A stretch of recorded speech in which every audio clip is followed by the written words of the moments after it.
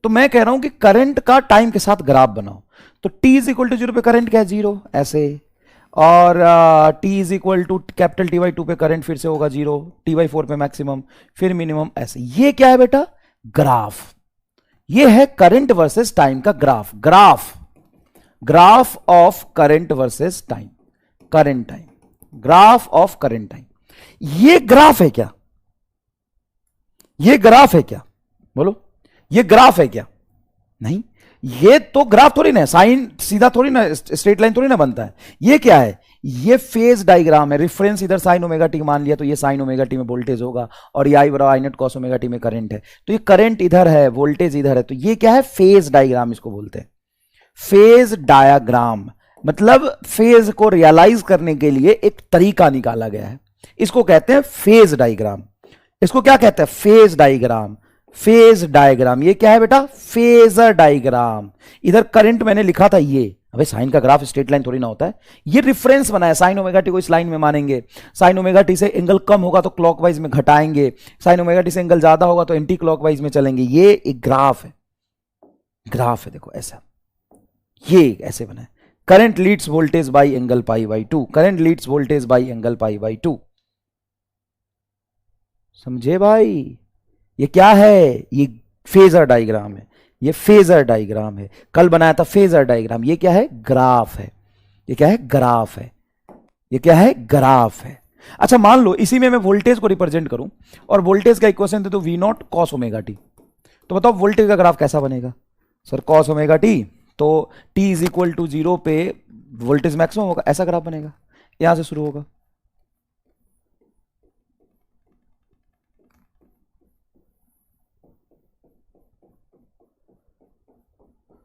कैसा ही मैंने बनाया ग्राफ, कैसे? तो टाइम 0 पे करंट 0 होगा, क्यों, करंट है साइन के फंक्शन में, टाइम 0 पे करंट 0, टाइम 0 पे वोल्टेज मैक्सिमम, देखो टाइम 0 पे वोल्टेज मैक्सिमम, ये देखो V0, ये देखो ऐसे। ये कॉस का ग्राफ, देखो भाई ऐसा होता है साइन का ग्राफ। ये साइन थीटा का वेरिएशन है थीटा के साथ, और कॉस थीटा ग्राफ कैसा होता है, ऐसा। ये भाई इतना बेसिक तो तूने भी पढ़ा होगा, तुम्हें लग रहा होगा बहुत बेसिक बेसिक चीज पढ़ा रहे हो सर, बहुत ज्यादा बेसिक बेसिक चीज पढ़ा रहे हो sir. Sine theta cos theta का तो हम तो 9वीं 10वीं में पढ़ चुके थे, ये आज से 3 साल बाद भी यही पढ़ रहे हैं, क्या फायदा सर पढ़ाई करने का, बताओ।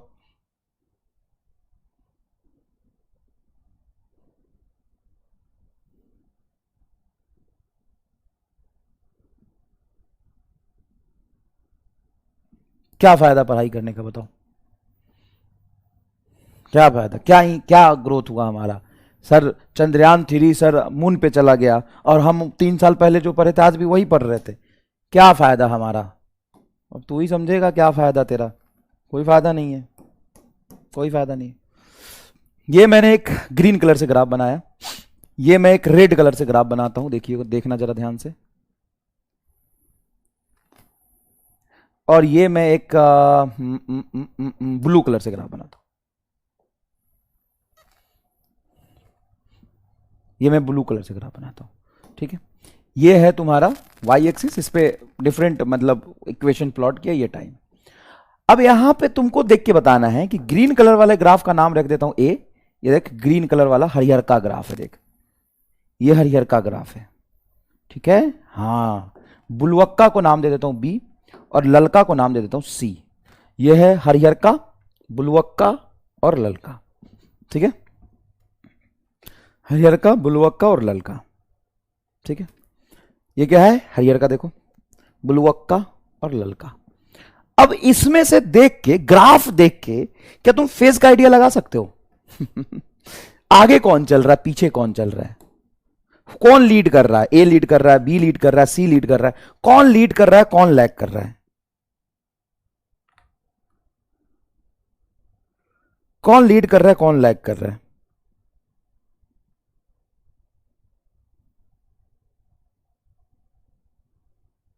कौन लीड कर रहा है, कौन लैग कर रहा है?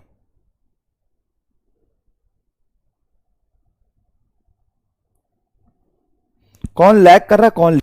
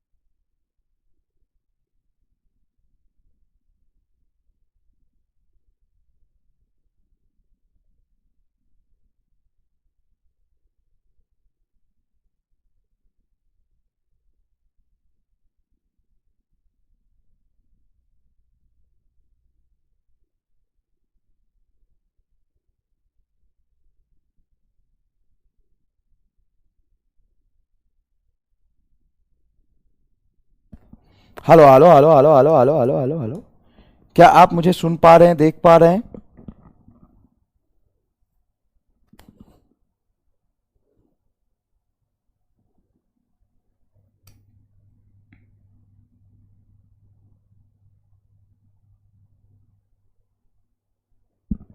आप मुझे सुन पा रहे, देख पा रहे हैं?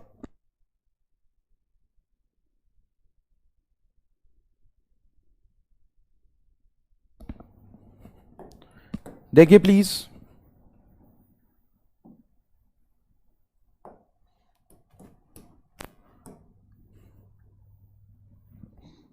कौन लीड कर रहा है, कौन लैग कर रहा है, सबसे आगे आगे कौन चल रहा है, बता। सबसे आगे आगे कौन चल रहा है, सबसे आगे आगे कौन चल रहा है, सबसे आगे कौन चल रहा है? सबसे आगे चल रहा है तुम्हारा सी।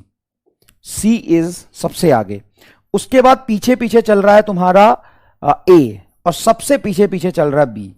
सर ये कैसे पता चलता है, ये कैसे पता चलता है? C is leading by A, C is leading leading by A is leading by B,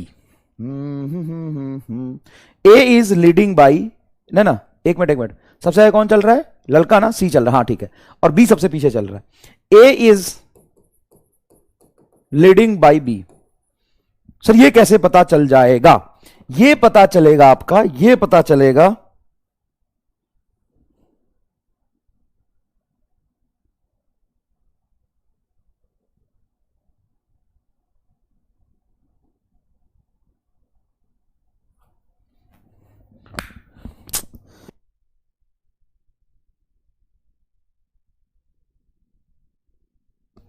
ये कैसे पता चलेगा? ग्राफ से। ग्राफ से कैसे? यहां पर देखो, कंपेयर करो। यहां पर तुम्हें मैंने पिछले वाले ग्राफ में दिखाया था कि कॉस आगे चलता है, साइन पीछे चलता है, और ये उससे और पीछे चलेगा। कैसे? यहां देखो, जब तुम यहां पे ग्राफ में देखोगे, ग्राफ में देखोगे, यहां पे समझने की कोशिश करो। जब मैंने रेफरेंस बनाया था, ये साइन ओमेगा टी होता है, ये कॉस ओमेगा टी होता है, ये तुम्हारा माइनस साइन ओमेगा टी होता है, और ये माइनस कॉस ओमेगा टी होता है। होता है क्या? हाँ सर ये तो होता है। ये तुम्हारा साइन ओमेगा टी है, देख ये साइन ओमेगा टी है, ये क्या है? ये कॉस ओमेगा टी है, ये माइनस साइन ओमेगा टी है, ये माइनस कॉस ओमेगा टी है। क्लियर है क्या? हाँ, मतलब देखो, तो साइन से आगे चलता है कॉस, कॉस से आगे चलता है माइनस साइन, माइनस साइन से आगे चलता है माइनस कॉस, और माइनस कॉस से आगे चलता है साइन। मतलब आप एंटी क्लॉकवाइज में चलते जाएंगे तो चीजें बढ़ेंगी, एंटी क्लॉकवाइज में चलते जाएंगे तो चीजें बढ़ेंगी।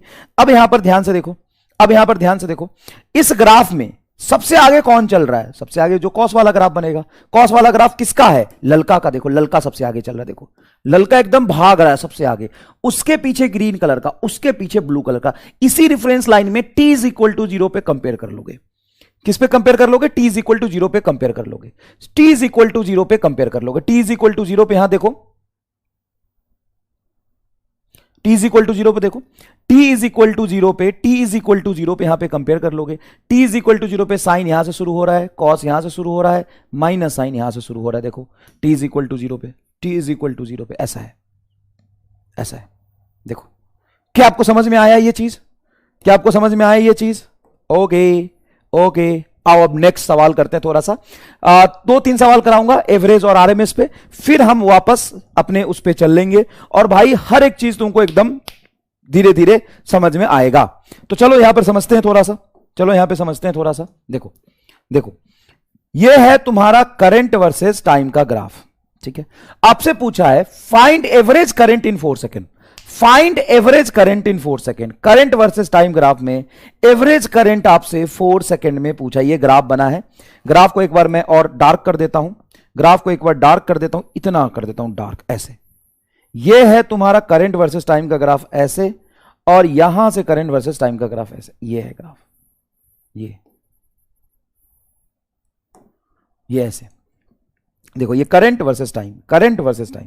तो करंट वर्सेस टाइम का ग्राफ ये गया यहां से, और यहां से यहां तक आया, 0 से मैक्सिमम 10 तक गया, 10 से फिर 0 आ गया, 2 से 4 सेकंड के बीच में। तो आपको बोला है कि एवरेज करंट बताओ क्या होगा, एवरेज करंट क्या होगा, ठीक है। तो एवरेज करंट में हमेशा ना प्योर कंसेप्ट से जाओ। सर एवरेज करंट होता है integration of I into D T divided by integration of D T बोल दूं, या मैं एरिया ऑफ, या डेल्टा क्यू बोल दूं ना, total flow of charge divided by total time taken, या मैं ये बोल दूं कि आई वर्स का ग्राफ dt के साथ बनाते हैं तो आई dt ग्राफ का इंटीग्रेशन मतलब area, area of I T graph, area of I T graph, area of I T graph divided by total time taken, ये होगा। क्या मैंने ये तीनों चीजें लिखी हैं, ये तीनों सेम है एकदम, integration of I D T या डेल्टा क्यू या area of I T graph, ये तीनों चीजें डिट्टो सेम है। आपको समझ में आता है बेटा ये बात? आई टी ग्राफ क्या होता है? आई टी ग्राफ का एरिया क्या होता है? आई टी ग्राफ का एरिया होता है total charge area of I T graph. ठीक है, तो इसका आपका एरिया निकाल लेते हैं, टोटल एरिया निकाल लेते हैं। तो यहां से यहां तक एक ट्रायंगल मान लू, यहां से इसका एरिया अलग निकाल लेते हैं, एकदम बेसिक से बताता हूं तुम्हें। देखो ये बेस है और ये हाइट है, तो ट्रायंगल का एरिया होता है हाफ, बेस हो गया 2, हाइट हो गया 10, ये कट जाएगा 10 आएगा। और इस वाले पोर्शन का एरिया देखो, इस वाले पोर्शन का एरिया देखोगे, इस वाले पोर्शन का एरिया देखोगे तो ये A2 आ जाएगा हाफ, 2 से 4 तक ये बेस हो गया आपका 4 और ये हाइट हो गया आपका यहां से यहां तक 10। 2 से 4 को काटोगे 2, 10 दूना 20, ये आपका एरिया हो जाएगा। तो टोटल एरिया कितना आ गया? 30। टोटल एरिया कितना आ गया? 30। और टोटल टाइम लगा है 4। 30/4 7.5 एम्पियर। क्या इस तरह के सवाल आएंगे तो कर लोगे? और ये एसी के सवाल है कि डीसी के सवाल है? सर ना तो एसी के है ना तो डीसी के है, सिंपल कंसेप्ट के हैं। ना तो एसी के है ना तो डीसी के हैं, ये सिंपल कंसेप्ट के सवाल है। ये किसके सवाल है? सिंपल कंसेप्ट के सवाल है। ना तो एसी के है ना तो डीसी के है, सिंपल कंसेप्ट के सवाल है।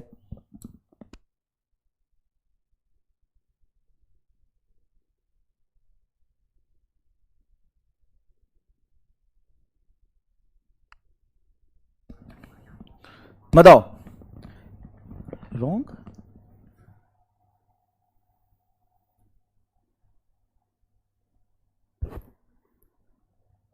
तीस बटा 4, तो 30/4 7 7.5 एम्पियर ही तो होगा।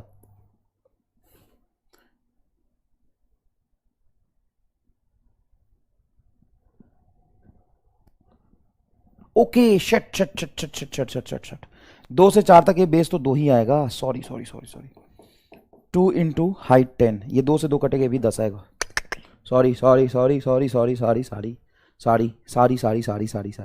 तो टोटल एरिया 20 और टोटल टाइम 4, 5 एम्पियर आएगा। Yes you are right, yes 5 ampere is the correct answer. Yes you are right, मैंने बेस नहीं लिया वहां पे, ये गलती कर दिया। ठीक है, यस यस कह रहा है बायोयो 1 बायोयो फाउंड। देख इधर 1 बायो फाउंड, देख इधर रामलाल। सुन, ये करंट वर्सेस टाइम का ग्राफ है। यहां से यहां तक आई नॉट करंट बह रहा है, फिर करंट हो गया 0, फिर माइनस आई नॉट बह रहा है, फिर प्लस आई नॉट बह रहा है, फिर माइनस आई नॉट बह रहा है, फिर plus I not minus I not, इस तरीके से करंट बह रहा है। इस तरीके से करंट वर्सेस टाइम का ग्राफ है। देखो ये करंट वर्सेस टाइम का ग्राफ है। देखो ये करंट वर्सेस टाइम का ग्राफ, ठीक है। ओके, अब तुम्हें निकालना है, ये एसी है, हाँ स्क्वायर एसी इसी को तो बोलते हैं। ये क्या है? स्क्वायर एसी है, ठीक है। अब तुम्हें निकालना है इसका average current in a full cycle. Average current in a full cycle, full cycle में इसका एवरेज करंट क्या होगा? Square wave AC, average current in a full cycle, average current in a full cycle, बोलो 0 आएगा। Average current in a full cycle क्या आएगा? 0 आएगा। कैसे? सर जितना पॉजिटिव एरिया ये बनेगा उतना ही निगेटिव एरिया ये बनेगा। तो एवरेज निकालोगे तो एवरेज क्या होता है? Integration of I D T. तो इसका एरिया लोगे, टाइम से डिवाइड करोगे। यही तो सीखा तुमने कि आई टी ग्राफ का एरिया हो जाएगा टोटल चार्ज एरिया बटा टाइम। हाँ सही, छोटा लग रहा है। अरे भाई वो बनने में छोटा दिख रहा है उसे, आई नॉट और माइनस आई नॉट लिखा है ना, ये टाइम t/2 और ये टाइम t। अच्छा हाफ साइकिल में एवरेज बोलो। सर हाफ साइकिल में एवरेज कैसे निकालेंगे? हाफ साइकिल में एवरेज का मतलब integration of I into D T divided integration of D T. हाँ अगर इक्वेशन है करंट का तो रख दो, नहीं तो ग्राफ है तो हाफ साइकिल तक एरिया निकालो। तो integration of I into D T में हाफ साइकिल तक एरिया निकालो। इसको हाफ साइकिल तक एरिया निकालो। देखो ऐसे हाफ साइकिल तक एरिया निकालो, आधे आधे हाफ साइकिल की बात कर रहा हूं। तो हाफ साइकिल का एरिया लोगे तो इसका एरिया लोगे तुम, इसका एरिया हो जाएगा हाइट आई नॉट और base t/2 divided by total time क्या लोगे तो हाफ साइकिल का टोटल टाइम t/2। तो t/2 से t/2 कैंसिल हो जाएगा, आई नॉट ही आएगा। हाँ सर आना भी चाहिए था, क्यों आना चाहिए था? क्यों आना चाहिए था? क्योंकि कांस्टेंट करंट है, 2i पाई। अरे बाप रे, ये साइन देव सिंह सिखावट 2i, ये सिनुसॉइडल फंक्शन थोड़ी ना बे, स्क्वायर वेव ऐसी है 2i/पाई। गजब घनघोर बायोलॉजी है, बाप रे बाप, साला रट लेता है हर चीज को। स्क्वायर वेव क्यों लिखा? स्क्वायर वेव क्यों लिखा? क्योंकि स्क्वायर फंक्शन में देखो ऐसे जा रहा करंट, ये स्क्वायर नहीं है, ये स्क्वायर। वेव क्यों लिखा? अरे वेव ऐसे ही तो चलता है रे गधा, वेव ऐसे ही तो चलता है, वेव फंक्शन साइन कॉस में नहीं आता। सिनुसॉइडल वेव, ये बाप रे खतरनाक आदमी है। अरे हाफ साइकिल 2i0/पाई, कहां से आया पाई? गजब आदमी है यार, रट लेता है तुरंत।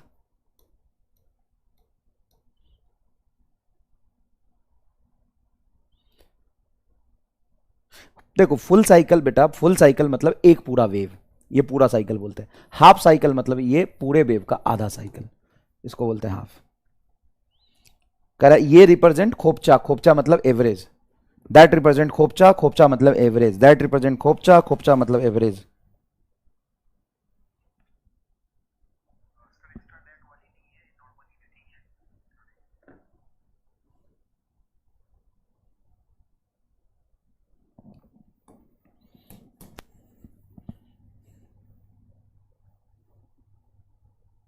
ठीक है, देखो हाफ साइकिल में क्यों, देखो मैं अगर यहां से यहां तक की एवरेज की बात करूं तो इसमें करंट तो कांस्टेंट बह रहा है, I0 I0 I0 I0 I0, तो कांस्टेंट करंट है। अब कांस्टेंट करंट है तो इसका एवरेज वही तो आएगा, फिक्स आएगा। अच्छा, अब मैं आरएमएस की बात करता हूं, तो आरएमएस में क्या करने वाले हो सर? आरएमएस में हम क्या करेंगे कि सबसे पहले करंट का स्क्वायर कर लेंगे।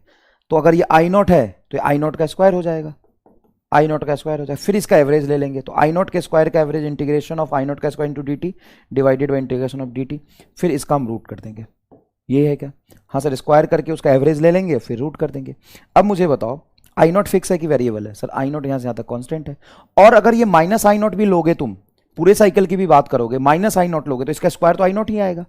सर ये तो सही बात है, इंटीग्रेशन से ये बाहर आ जाएगा, इंटीग्रेशन से I0 का स्क्वायर बाहर आ जाएगा, इंटीग्रेशन से बाहर आ जाएगा, इंटीग्रेशन अंदर में बचेगा dt divided by dt। Sir ये तो बड़ा आसान हो गया, ये dt से dt कट गया सर। हाँ, I0 का स्क्वायर और रूट है तो बाहर क्या आ जाएगा? I0। तो मुझे बताओ आरएमएस करंट कितना होता है? Sir I0। एवरेज करंट कितना होता है हाफ साइकिल में? I0। फुल साइकिल में एवरेज कितना होता है? 0। तो भाई एग्जाम में आते हैं ये स्क्वायर वेव पे सवाल, एग्जाम में स्क्वायर वेव पे सवाल आ सकते हैं।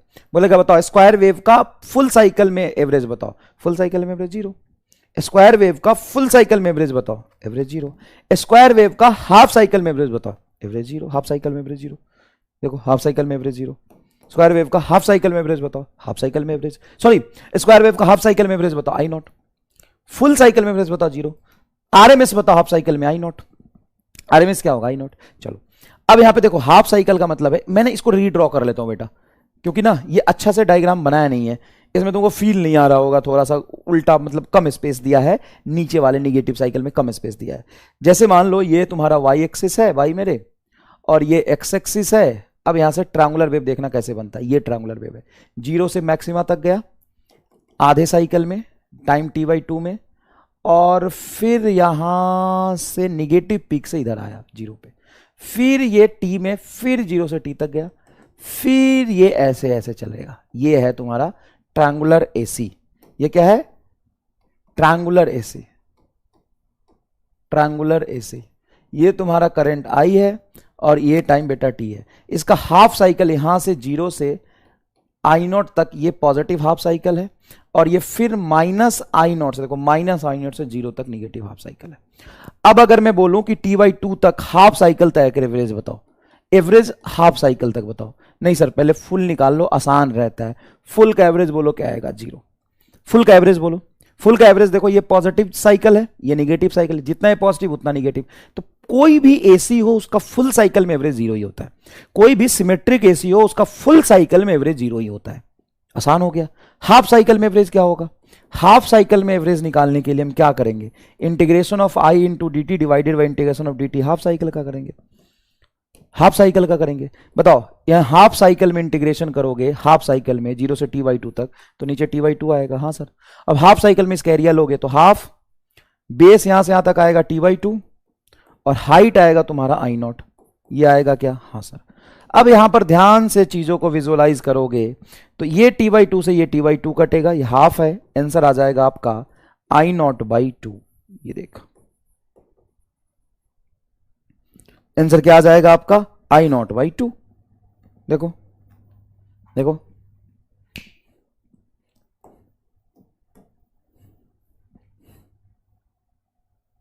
इजी है। अब इसमें आरएमएस निकालना है। हाँ सर आरएमएस निकालो। आरएमएस कैसे निकालेंगे? ट्रायंगुलर का आरएमएस, आरएमएस कुछ नहीं, करंट का स्क्वायर। कौन से करंट का स्क्वायर? इंस्टेंटेनियस करंट का square into dt divided by integration of dt, फिर इसका रूट लगा देंगे। ये तो आरएमएस है। अब यहां पे चूंकि करंट तुम्हारा कांस्टेंट था तो किसी भी इंस्टेंट पे करंट की वैल्यू I0 ही आनी थी, इसलिए तुमने I0 लिखा। लेकिन यहां पे करंट 0 से I0 तक वेरी कर रहा, तो यहां पे कौन सा करंट लिखोगे? किसी टी टाइम का। अब किसी भी टी टाइम पे कितना करंट फ्लो कर रहा है ये तो निकालना पड़ेगा। किसी भी टी टाइम पे कितना करंट फ्लो कर रहा है तो निकालना पड़ेगा। देखो जैसे I वर्सेस टी का ये ग्राफ मैं बनाता हूं तो तुम करंट का इक्वेशन क्या लिखते हो? सर सिनुसॉइडल वेरिएशन है तो I बराबर I0 sin ओमेगा टी। हाँ I बराबर I0 sin ओमेगा टी। अब यहां पे मैं ये ग्राफ बनाऊं तो करंट का इक्वेशन क्या लिखोगे तुम? क्या लिखोगे करंट का इक्वेशन? सर ये आधे साइकिल तक करंट 0 से यहां तक जा रहा है, हाँ मैक्सिमम वैल्यू I0 तक गया है मान ले, तो करंट का इक्वेशन क्या लिखोगे किसी टी टाइम पे? सर स्ट्रेट लाइन ग्राफ है, हाँ तो स्ट्रेट लाइन के इक्वेशन लगा दे, y बराबर mx प्लस सी। वाई एक्सिस पे क्या है? करंट, तो लिखोगे करंट। एक्स एक्सिस पे क्या है? टाइम, तो एक्स एक्सिस पे लिखोगे टाइम m प्लस सी। कहां से पास कर रहा है? ओरिजिन से, तो इसका इंटरसेप्ट क्या हो जाएगा? 0। तो I बराबर आ जाएगा m इंटू टी। स्लोप क्या होगा इसका? स्लोप होता है परपेंडिकुलर अपॉन बेस। परपेंडिकुलर देखो I0 और बेस है t/2, तो I बराबर हो जाएगा I0 डिवाइडेड बाई t/2, तो 2I0 इंटू टी। ये करंट का इक्वेशन आ गया। किसी भी स्ट्रेट लाइन में अगर तुम किसी टी टाइम पर, किसी भी एक्स पर वाई कोऑर्डिनेट देखना चाहते हो, किसी भी टी टाइम पे करंट देखना चाहते हो, तो स्ट्रेट लाइन ग्राफ है, स्ट्रेट लाइन का इक्वेशन लगाओगे तो ये तुम्हारा करंट का इक्वेशन बनेगा। किसका बनेगा? ये तुम्हारा करंट का इक्वेशन बनेगा। करंट का इक्वेशन यहां पे बन रहा है 2I0 by capital T into small T. ओ भाई साहब, सर इसको रखना पड़ेगा। हाँ रखो I स्क्वायर, सॉरी ये I है, इसको स्क्वायर करेंगे। हाँ तो 4I0 का square by capital T square, 4I0 का square capital T square into T square into D T, ये बनेगा। इसका इंटीग्रेट करो। सर ये कहां छोड़ दिया? कांस्टेंट है तो बाहर। डिवाइडेड बाई नीचे dt का इंटीग्रेशन क्या आएगा? टी। टी नीचे dt का इंटीग्रेशन क्या आएगा? टी। लिमिट कहां से कहां तक रखोगे? आधा रखेंगे 0 से t/2। आराम से इसको सॉल्व करना जरा देखना। तो 4I0 का स्क्वायर अगर बाहर ही निकाल दूं मैं तो क्या आएगा? 2I0। कैपिटल टी स्क्वायर ही बाहर निकाल दूं तो टी। अंदर में रूट के अंदर किसका इंटीग्रेशन हो रहा है? टी स्क्वायर का। टी स्क्वायर का इंटीग्रेशन होगा टी का पावर 3/3 और dt का इंटीग्रेशन सिंपल टी। इसको इंटीग्रेशन में रहने देता हूं इस स्टेप में, तो इसको इंटीग्रेट नहीं किया अभी, इंटीग्रेशन में रहने देता हूं dt को। तो dt का इंटीग्रेशन टी, देखो dt का इंटीग्रेशन टी और टी स्क्वायर का इंटीग्रेशन टी का पावर 3/3, ये बाहर निकाल दिया। अब यहां पर ध्यान से देखोगे तो इस t से टी क्यू कटेगा तो टी स्क्वायर आएगा। लिमिट कहां से कहां तक रखना है? 0 से t/2 तक लिमिट रखना है। 2I0 by capital T root under 1/3 T square by 4 आ जाएगा क्या ये? हाँ सर टी स्क्वायर बाई 4 आ जाएगा। यहां से टी स्क्वायर बाई 4 रूट के बाहर जाएगा तो क्या निकलेगा? 2I0 by capital T into T square बाहर गया तो टी, 4 बाहर गया तो 2 इंटू 1/3, ये इक्वेशन बनेगा। जी सर। कैपिटल टी से कैपिटल टी खत्म, 2 से 2 खत्म, आंसर आएगा आपका I0/3। क्या आएगा आंसर? I0/3। ये है तुम्हारा आरएमएस ट्रायंगुलर एसी का I0/3। सर ये तो बहुत लेंदी हो गया। हाँ तो तुम्हें एग्जाम में पूरा ड्राइव नहीं करना, बोर्ड में नहीं आएगा। नीट में पूरा ड्राइव नहीं करना, बोर्ड में नहीं आएगा। तो सर ये कैसे याद रखेंगे, कैसे करेंगे? देखो एक टेबल बना लो, एक टेबल बना लो। इस टेबल को तुम 3 हिस्से में काटो। यहां पे हम करंट का वैल्यू लिखेंगे। करंट फुल साइकिल में एवरेज, फुल साइकिल में एवरेज, करंट हाफ साइकिल में, खोपचा का मतलब एवरेज, और IRMS। 3 अलग अलग तरह का फेमस एसी होता है। हम सप्लाई घरों में सिनुसाइडल आता है, लेकिन फेमस ऐसे तीन होता है, सिनुसाइडल, स्क्वायर, स्क्वायर और ट्रायंगुलर। ट्रायंगुलर फुल में तीनों का एवरेज 0, हाफ में सिनुसाइडल का एवरेज 2i0/पाई, स्क्वायर का एवरेज i0 और ट्रायंगुलर का एवरेज i0/2। आई आरएमएस होगा ये i0/√2, स्क्वायर का एवरेज उतना ही, आरएमएस उतना ही होगा, और इसका होगा i0/3। बस खत्म।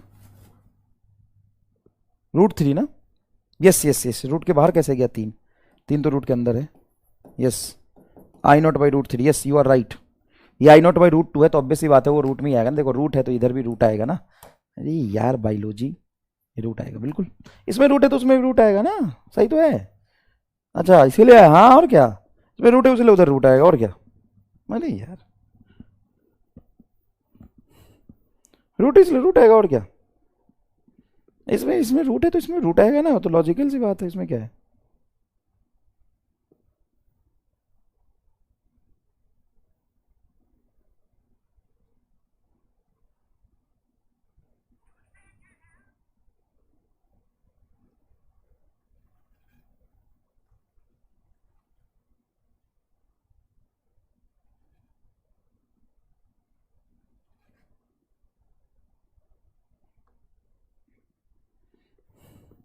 भाई यो दिखाओ अपनी शक्ति, ओ भाई यो दिखाओ अपनी शक्ति दिखाओ। हाँ कह रहा है स्क्वायर में √1 था, एक्चुअल में दिख नहीं रहा, yes now you become original bio yo, yes √1 है सर, √1 का वैल्यू 1 आता है इसलिए वहां दिखाई नहीं दे रहा सर, आरएमएस में सब में रूट होता है, √2 √1 √2 √3। अरे सर ऐसे कर ले पहले, स्क्वायर साइन ट्रायंगुलर, तो ऐसे याद हो जाएगा, i0/√1 i0/√2 i0/√3 गया, हो गया। और ये 2i0/पाई तो हम रटे थे, स्क्वायर में कांस्टेंट होता है इसलिए i0 आएगा, ये ट्रायंगुलर i0/2 एवरेज हो जाएगा। क्योंकि देखो सर ये 0 है और ये मैक्सिमम i0 है, इसका एवरेज निकालना है, तो initial plus final by 2, 0 plus i0/2, तो देखो सर एवरेज i0/2 तो वैसे भी समझ आ गया हमको। देखो गलत नहीं, सही बात है, ये सही है, ये तो एमआर स्टार है। कोई भी चीज अगर लिनियरली वेरी कर रहा हो तो उसका एवरेज, स्ट्रेट लाइन से वेरी कर रहा हो तो उसका एवरेज हमेशा होता है initial plus final by 2। Anything, कुछ भी, जैसे जैसे एवरेज एक्सेलरेशन भी अगर तुम्हारा वेलोसिटी प्रोपोर्शनल टू टाइम है तो बोलोगे कि लीनियर वेरिएशन है, तो इसमें एवरेज वेलोसिटी होता है initial velocity plus final velocity by 2। ये होता ही सही है, ये तुम यहां पे इसको एक्सप्लेन करके लिखोगे तो गलत नहीं है, ये सही है। कोई भी चीज अगर स्ट्रेट लाइन से वेरी कर रहा हो, लिनियरली वेरी कर रहा हो, तो उसका एवरेज होता है इनिशियल प्लस फाइनल बाई 2, होता है ये। तो सर ठीक है, फिर पहले स्क्वायर लिख लेते हैं, ये लिख लेते हैं, ये लिख लेते हैं। तीनों का फुल साइकिल में value 0, done done done done done done done, तीनों में फुल साइकिल का 0। हाँ हाफ साइकिल में ये आएगा 2i0/पाई, i0 ये i0/2, ये तो i0 ही रहेगा। और स्क्वायर में देखो सर i0/√1 i0/√2 i0/√3। बोलो बोलोज बोलोज बोलोज बोलोज बोलोज बोलोज बोलोज। ये एक लेवल अप सवाल है, लेवल अप क्वेश्चन है। क्या? करंट वर्सेस टाइम का ये ग्राफ बनाया मैंने। ग्राफ कैसा है? ग्राफ ऐसा, ये यहां से यहां तक करंट फ्लो कर रहा है 10 एम्पियर t/4 तक, t यहां पे है, t/4 तक करंट फ्लो कर रहा है। तो आपसे पूछा है find average current in t second and RMS current in t second. RMS current in t second, t second में एवरेज करंट और t सेकेंड में आरएमएस करंट पूछा है। सर तो ग्राफ तो एसी वैसी बनाओ। अरे यार एवरेज आरएमएस हमेशा एसी में होगा जरूरी थोड़ी ना है, किसी भी नॉर्मल फंक्शन में भी तो आरएमएस हो सकता है, किसी भी नॉर्मल फंक्शन में भी तो आरएमएस हो सकता है भाई।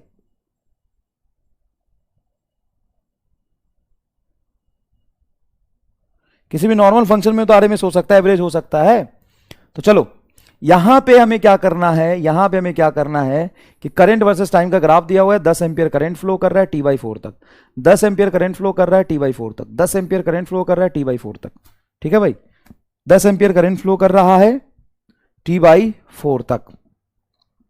ठीक है, t/4 तक कर रहा है, स्क्वायर नहीं है ये। स्क्वायर वेव तब होता है ना जब इतना आधा बहे, फिर ये बहे, फिर ये बहे, फिर ये बहे, तब तो ये परफेक्ट स्क्वायर वेव होगा। ये तो टी बाई फोर तक करंट है, बाकी करंट नहीं है। तो सबसे पहले हम एवरेज करंट की बात करते हैं टी सेकेंड में। तो जब मैं एवरेज करंट की बात करूंगा, एवरेज करंट की बात करूंगा, तो मैं integration of I into D T divided by integration of D T करूंगा। हाँ सर। अब मुझे बताओ कि मैं कितने टाइम तक इंटीग्रेट करना चाहता हूं। सर आप इंटीग्रेट करना चाहते हो टोटल टी टाइम तक। क्या टोटल टी टाइम में करंट फ्लो कर रहा है? नहीं, करंट तो टी बाई फोर तक ही है। तो इस इंटीग्रेशन को मैं दो पार्ट में तोड़ूंगा। इस इंटीग्रेशन में मैं करूंगा कि करंट इंटू डी टी का इंटीग्रेशन जीरो से टी बाई फोर तक, प्लस करंट का इंटीग्रेशन टी बाई फोर से टी तक। क्योंकि दो पार्ट में करंट है, यहां से यहां तक करंट 10 है, इधर करंट 0 है। नीचे तो dt का इंटीग्रेशन हो जाएगा t, लिमिट रखोगे 0 से t तक। ये इंटीग्रेशन समझ में आया क्या? कई बार अगर आपको इंटीग्रेट करना पड़ता है करंट का या किसी चीज का, लेकिन उसकी वैल्यू कुछ लिमिट तक कुछ और है, उसके बाद कुछ और है, तो उसको दो पार्ट में तोड़ोगे। हाँ सर, दो पार्ट में तोड़ेंगे। तो यहां पे ये इंटीग्रेशन हो जाएगा 0, क्योंकि t बाई फोर से t तक करंट नहीं है। t बाई फोर से t तक करंट नहीं है। हाँ नहीं है। यहां पर करंट कितना है? यहां पर करंट है तुम्हारा आई नॉट फिक्स है 10 एंपियर, तो 10 एंपियर रख दो, ये इंटीग्रेशन के बाहर चला जाएगा 10 एंपियर। dt का इंटीग्रेशन t, लिमिट रखोगे t बाई फोर्थ, तो ये t बाई फोर आएगा ऊपर। अरे dt का इंटीग्रेशन t, लिमिट आएगा 0 से t बाई फोर तक। जैसे यहां तुम्हारा इंटीग्रेशन हुआ है dt का t, नीचे तो इंटीग्रेशन टोटल ही रखोगे, लिमिट टोटल टाइम t तक आपको एवरेज देखना है। Okay sir. तो यहां पे अपर 10 इंटू लिमिट रखोगे 0 से टी बाई फोर तक, तो ये टी बाई फोर आएगा, नीचे 0 से टी तक ये टी आएगा। टी से टी कट गया 10/4 2.5 एम्पियर। हालांकि ये मैंने करके दिखाया आपको स्टेप वाइज, नहीं तो आप डायरेक्टली भी यहां से कह सकते थे कि सर 0 से टी का एवरेज पूछा है, तो 0 से टी तक टोटल एरिया तो इतना ही बनेगा। हाँ, टोटल एरिया होता है तुम्हारा टोटल चार्ज, टोटल एरिया होता है तुम्हारा टोटल चार्ज, तो टोटल चार्ज हो जाएगा इसका एरिया। इसका एरिया कितना है? इसका एरिया है 10 into T by four. Total time कहां से कहां तक लेना है? यहां से यहां तक लेना है, तो ये एरिया क्यों नहीं लिया? एरिया ही नहीं बन रहा, टाइम टी लेंगे, तो टी से ये टी कटेगा 10/4 इज इक्वल टू 2.5 एम्पियर। आप में से बहुत सारे बच्चों ने ऐसे ही निकाला होगा, आप में से बहुत सारे बच्चों ने ऐसे निकाला होगा, बिल्कुल निकाला होगा, बिल्कुल निकाला होगा। कितने लोगों ने एरिया से निकाले? सर एवरेज करना है ना, तो एवरेज के लिए हम integration of I D T करेंगे। Integration of I D T I T graph का एरिया है, अगर मुझे एरिया यहां से मिल रहा है तो मैं रख देता हूं ना, क्या होगा? हाँ सर, वही चीज तो ये है, इन दोनों में कोई फर्क थोड़ी ना है भाई, इन दोनों में कोई फर्क थोड़ी ना है भाई। क्या फर्क है इन दोनों में बताओ? कोई डिफरेंस?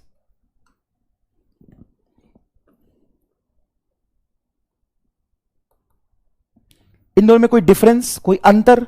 कोई अंतर नहीं है, इसमें कोई डिफरेंस नहीं है, कोई अंतर नहीं है। क्यों नहीं है भाई? ये करंट है, यहां तक बह रहा है, इंटीग्रेशन किया, या इंटीग्रेशन को एरिया कहते हैं, एरिया से कर लिया। हाँ, एरिया से इजी। अब आरएमएस की बात करो। अब आरएमएस के लिए तो एरिया नहीं निकाल सकते भाई, क्योंकि आरएमएस में आप क्या करते हो? आई स्क्वायर करते हो, फिर उसको इंटीग्रेट करते हो, divided by integration of D T करते हो। ये आरएमएस का कंसेप्ट है सर। रूट बी, हाँ भाई रूट बी, ये आरएमएस का कंसेप्ट है, ये तुम्हारा आरएमएस का कंसेप्ट है। ओ भाई सर सर सर सर इसको कैसे करें? घबरा मत। तो एक बात बता, करंट तुम्हारा ये 10 एम्पियर फ्लो कर रहा है 0 से टी बाई फोर तक, उसका तो करंट नहीं है। नहीं सर, तो यहां पे 10 का स्क्वायर तू बाहर निकाल ले, क्योंकि ये तो करंट फिक्स है ना 10 एम्पियर, तो इसको बाहर निकाल ले पहले। तो रूट अंडर 10 का स्क्वायर बाहर निकलेगा, बाहर आ जाएगा, तो एक्जैक्टली 10 बचेगा बाहर। हाँ, अब इंटीग्रेशन ऑफ डी टी करेगा कहां तक? 0 से टी बाई फोर तक, तो ये आएगा तेरा टी बाई फोर। और नीचे इंटीग्रेशन डी टी कहां तक होगा? सर डी टी टी तक होगा, ये आएगा टी। तो टी से टी कट गया, 1/4 का रूट आधा बाहर जाएगा, 10/2, 10/2 आएगा तेरा 5 एम्पियर। तो आरएमएस तेरा आया है 5 एम्पियर। एवरेज आया है तुम्हारा 2.5 एम्पियर, आरएमएस आएगा तेरा 5 एम्पियर। आरएमएस तेरा 5 एम्पियर, बिल्कुल सही है, बहुत सारे लोगों ने सही जवाब दिया है। सुनना सुनना, तुम्हें 0 से टी तक आरएमएस निकालना है, 0 से टी तक निकालना है आरएमएस। तो 0 से टी तक के लिए इंटीग्रेशन 0 से टी तक करोगे, और यहां भी टी तक करोगे, लेकिन करंट ही नहीं है ना यहां पे। तुम यहां से यहां तक इंटीग्रेट करने जाओगे, करंट नहीं है, करंट का वैल्यू 0, तो 0 का स्क्वायर 0। यहां करंट नहीं है, इसीलिए सिर्फ dt का इंटीग्रेशन है, तो 0 से t आ जाएगा। लेकिन यहां तो 0 से t बाई फोर आएगा, यहां पे तो 0 से t बाई फोर आएगा।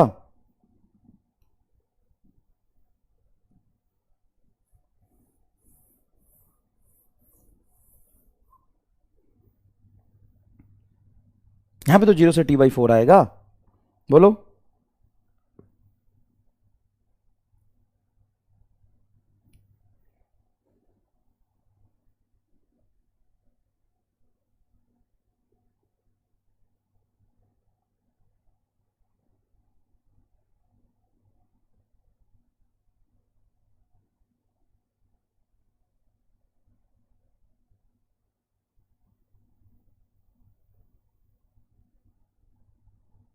बोलो, समझ में आया बेटा?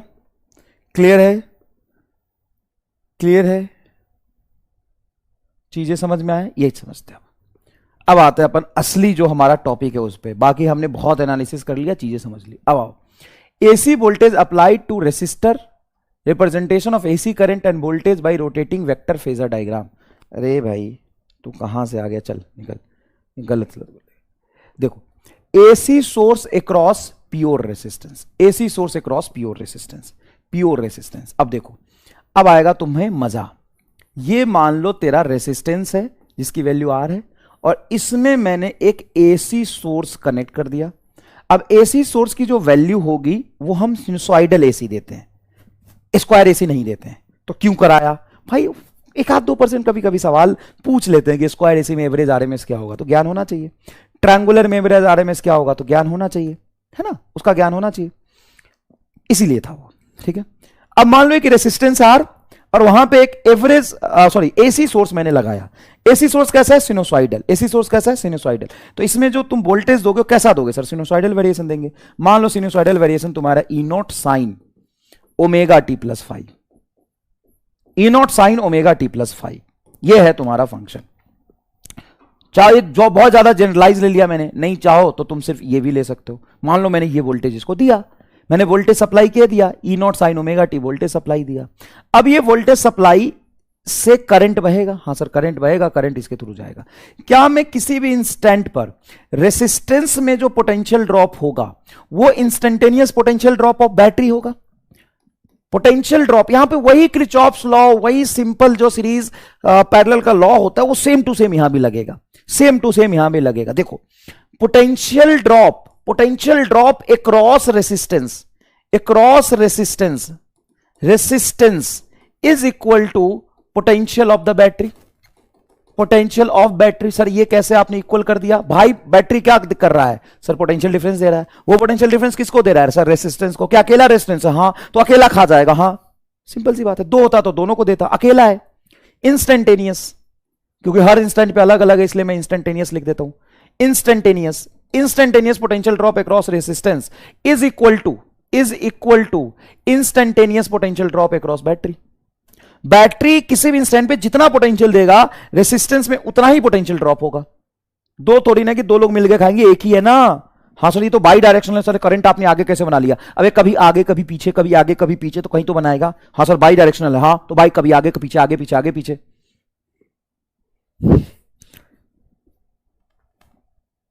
कभी आगे कभी पीछे, कभी आगे कभी पीछे। How we know that I is 0 from t/4 to t? By graph. Satya Priya क्या डाउट पूछते हो यार कभी कभी। भाई यहां पे ग्राफ ही यहीं तक बना है, इधर ग्राफ नहीं है, इसीलिए मैं पता चल गया। कैसे पूछ रहे हो बेटा? How we know that I 0 from t/4 to t? क्योंकि ग्राफ में करंट नहीं है।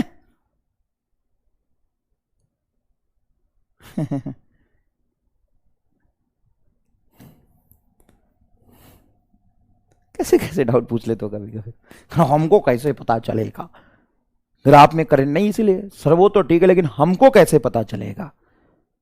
क्योंकि ग्राफ में करंट यहां तक बना है, उसके बाद करंट नहीं बना। सर वो तो समझ गया मैं, वो तो दिख रहा है सर, मैं वो तो समझ गई, लेकिन सर हमको कैसे पता चलेगा ये बताओ, हमको कैसे पता चलेगा? बेटा ये देखो, वाई एक्सिस पे करंट है, एक्स एक्सिस पे टाइम है, तो ये टाइम 0 पे करंट इतना है और यहां तक टाइम t/4 तक करंट बहा, उसके बाद करंट इधर 0 हो गया। सर ये तो समझ गई मैं, लेकिन हमको कैसे पता चलेगा वो बताओ सर, हमको कैसे पता चलेगा? हमको कैसे पता चलेगा कि करंट 0 है? हमको कैसे पता चलेगा? बेटा देखो ये करंट है और ये टाइम है, यहां से यहां तक करंट का ग्राफ बना, इधर ग्राफ नहीं है। सर वो तो समझ गई मैं, लेकिन हमको कैसे पता चलेगा कि करंट 0 है ये बताओ ना। हमको कैसे पता चलेगा? हमको कैसे पता चलेगा? हमको कैसे पता चलेगा? हमको हमको हमको बताओ हमको। वो तो ठीक है, हमको कैसे पता चलेगा? हमको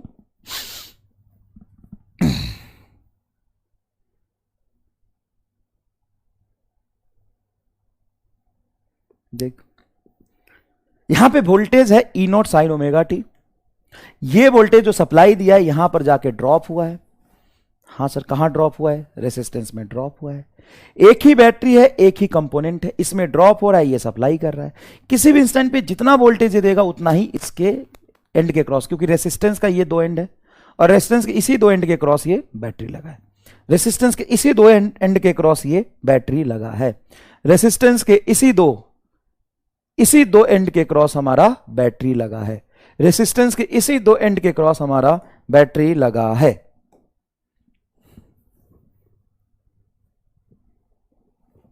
सही बात है क्या?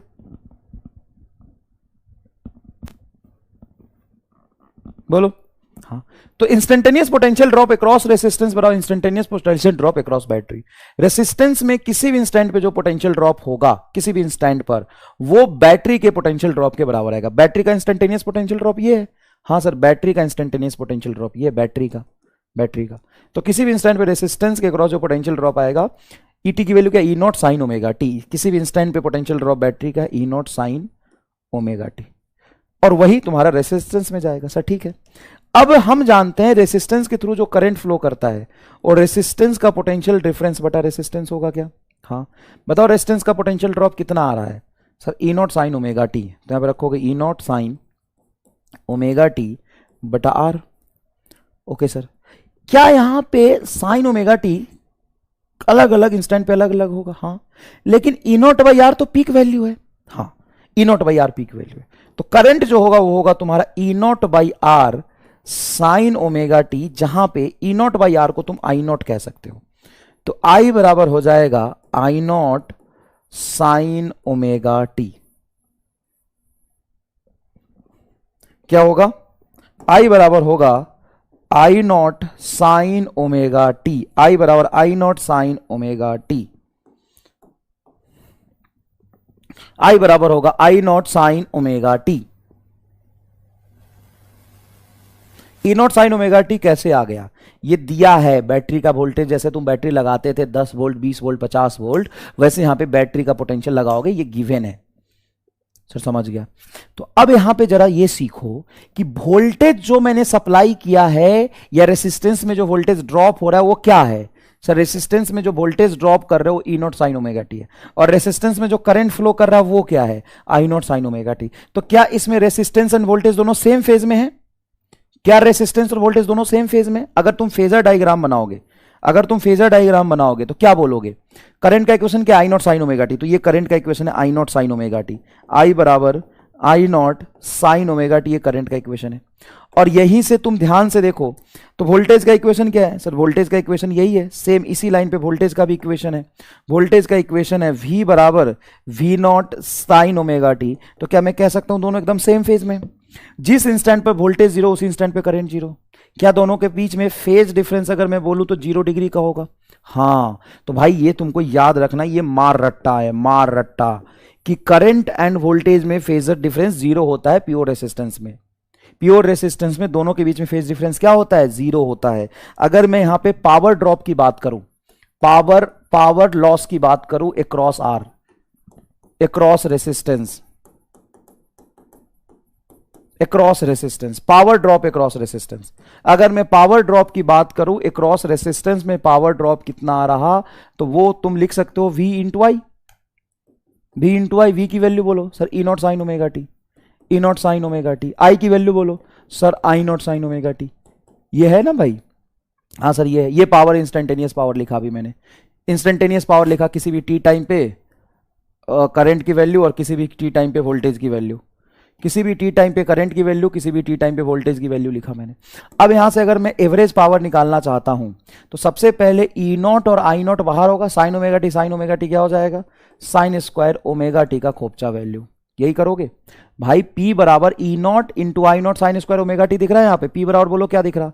ई naught I naught into sine square omega T. अगर मैं एवरेज पावर निकालना चाहता हूं तो एवरेज पावर क्या होगा? सर एवरेज पावर होगा E naught I naught sine square omega T.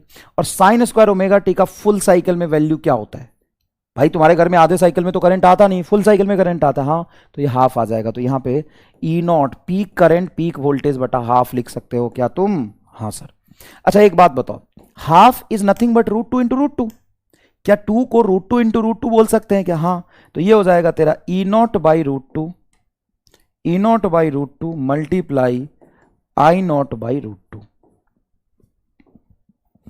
बोल भाई सही है क्या? हाँ, एवरेज पावर हो जाएगा E naught into I naught को लिख सकते हैं E naught by √2 into I naught by √2। E naught by √2 क्या होता है? RMS, E RMS into I RMS. RMS current ही तो होगा आई नॉट बाई √2। तो भाई एवरेज पावर तुम डायरेक्टली, तुम्हें आरएमएस और आरएमएस वोल्टेज और आरएमएस करंट पता है तो डायरेक्टली लिख सकते हो। यही इंपॉर्टेंस है आरएमएस का, यही इंपॉर्टेंस है आरएमएस का। आरएमएस का बेटा यही इंपॉर्टेंस है। सर अगर हम ग्राफ बनाए करंट एंड वोल्टेज का, मान लो करंट वर्सेस टाइम का ग्राफ बनाते हैं तो करंट का ग्राफ साइन के फंक्शन में चेंज हो रहा है, देखो ऐसे चेंज हो रहा है। और वोल्टेज का ग्राफ बनाए तो वोल्टेज भी साइन के फंक्शन में चेंज हो रहा है, ऐसे चेंज होगा। इन दोनों में क्या फर्क आएगा? कुछ तो फर्क आना चाहिए ना भाई, कुछ तो फर्क आना चाहिए ना। हाँ, वैल्यू की फर्क आएगा। वैल्यू की फर्क कैसे? तो पीक वोल्टेज मान लो ई नॉट है और तुम पीक वोल्टेज में आर से डिवाइड करोगे तो पीक करंट होगा तुम्हारा ई नॉट बाई आर, ये तुम्हारा पीक करंट होगा आई नॉट। तो पीक का फर्क आएगा थोड़ा सा। हाँ सर, करंट का पीक छोटा और वोल्टेज का पीक बड़ा, लेकिन ग्राफ एकदम सेम फेज में बनेगा, सेम फेज में बनेगा। तो सर इसमें हमें क्या क्या सीखने को मिला? इसमें यह सीखने को मिला, अगर प्योर रेसिस्टेंस की बात करें तो प्योर रेसिस्टेंस में जो करंट फ्लो करता है और वोल्टेज ड्रॉप होता है वो सेम फेज में होता है। प्योर रेसिस्टेंस में जो करंट फ्लो करता है और जो वोल्टेज ड्रॉप करता है वो दोनों सेम फेज में होता है। ठीक है, ये पता चला। दूसरा, इसका फेजर डायग्राम ऐसा बनेगा। तीसरा, उसमें पावर लॉस, प्योर रेसिस्टेंस में, प्योर रेसिस्टेंस में जो पावर लॉस होता है, प्योर रेसिस्टेंस में जो पावर लॉस होता है वो ई RMS into I RMS direct लिख सकते हैं। यहां पर ध्यान से देखिएगा, ध्यान से देखिएगा। पीक करंट और पीक वोल्टेज है E naught, peak current E naught by R, ये ऐसा ग्राफ बनेगा। सर एक सवाल करा देते तो थोड़ा अच्छे से और हम समझ जाते। आओ सवाल करा देते हैं।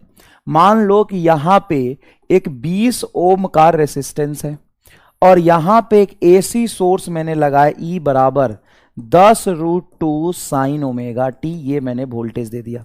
अब जब मैं ऐसे वोल्टेज दूंगा इक्वेशन के साथ तो ये ई बराबर समथिंग साइन ओमेगा टी मतलब पीक वोल्टेज होगा। हाँ, अब मैंने एक एमीटर लगा दिया यहां पे और रीडिंग ऑफ एमीटर पूछ ली,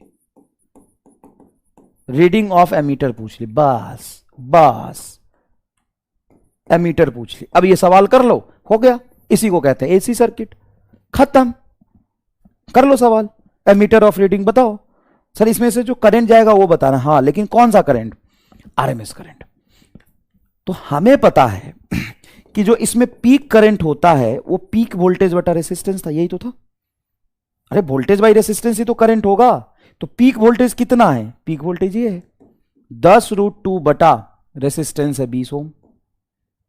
तो ये 0 से 0 काटोगे, 0 से 0 काटोगे तो √2/2 एम्पियर आ गया। कुछ मत करो, रहने दो। सर लेकिन रीडिंग जो होता है वो आरएमएस होता है। हाँ, रीडिंग जो होता है आरएमएस होता है। आरएमएस हमेशा पीक बाई √2 आता है। पीक है तुम्हारा √2/2 डिवाइडेड बाई √2 करो, √2 से √2 कट गया, half ampere is answer. Reading is half ampere. हो गया, सबका जवाब सही हो गया तो एसी सीख गया। Half ampere is answer. 1/√2 तो पीक आएगा क्या? पीक रीडिंग होता है क्या? पीक को थोड़ी ना रीड करता है मीटर। अरे हाँ, अब मैं तुमसे इसमें एवरेज पावर पूछूं, एवरेज पावर होगा तुम्हारा पीक और peak current by 2। Peak voltage बोलो, सर पीक वोल्टेज है 10√2। पीक करंट बोलो, सर पीक करंट बोलोगे तो √2/2, √2/2 इंटू ये 2 पहले से है। तो ध्यान से देखो, √2 बनेगा 2, ये इससे कट जाएगा, 10/2 5 वॉट।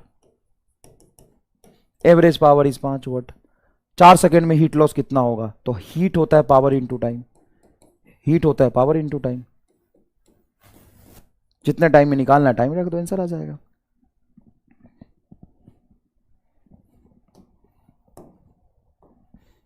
बोलो बोलो बोलो।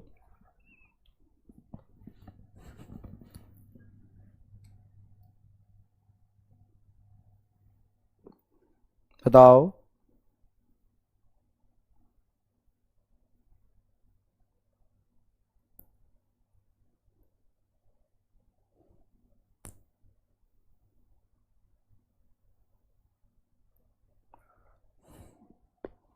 बोलो भाई।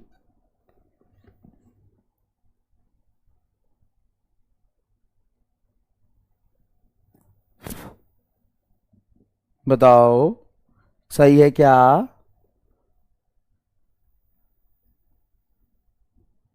बोलो। आओ नेक्स्ट देखो, नेक्स्ट देखो। AC source across pure capacitor. AC source को प्योर कैपेसिटर में जोड़ेंगे। सर प्योर, एकदम प्योर कैपेसिटर, हाँ प्योर कैपेसिटर, कोई रेसिस्टेंस नहीं।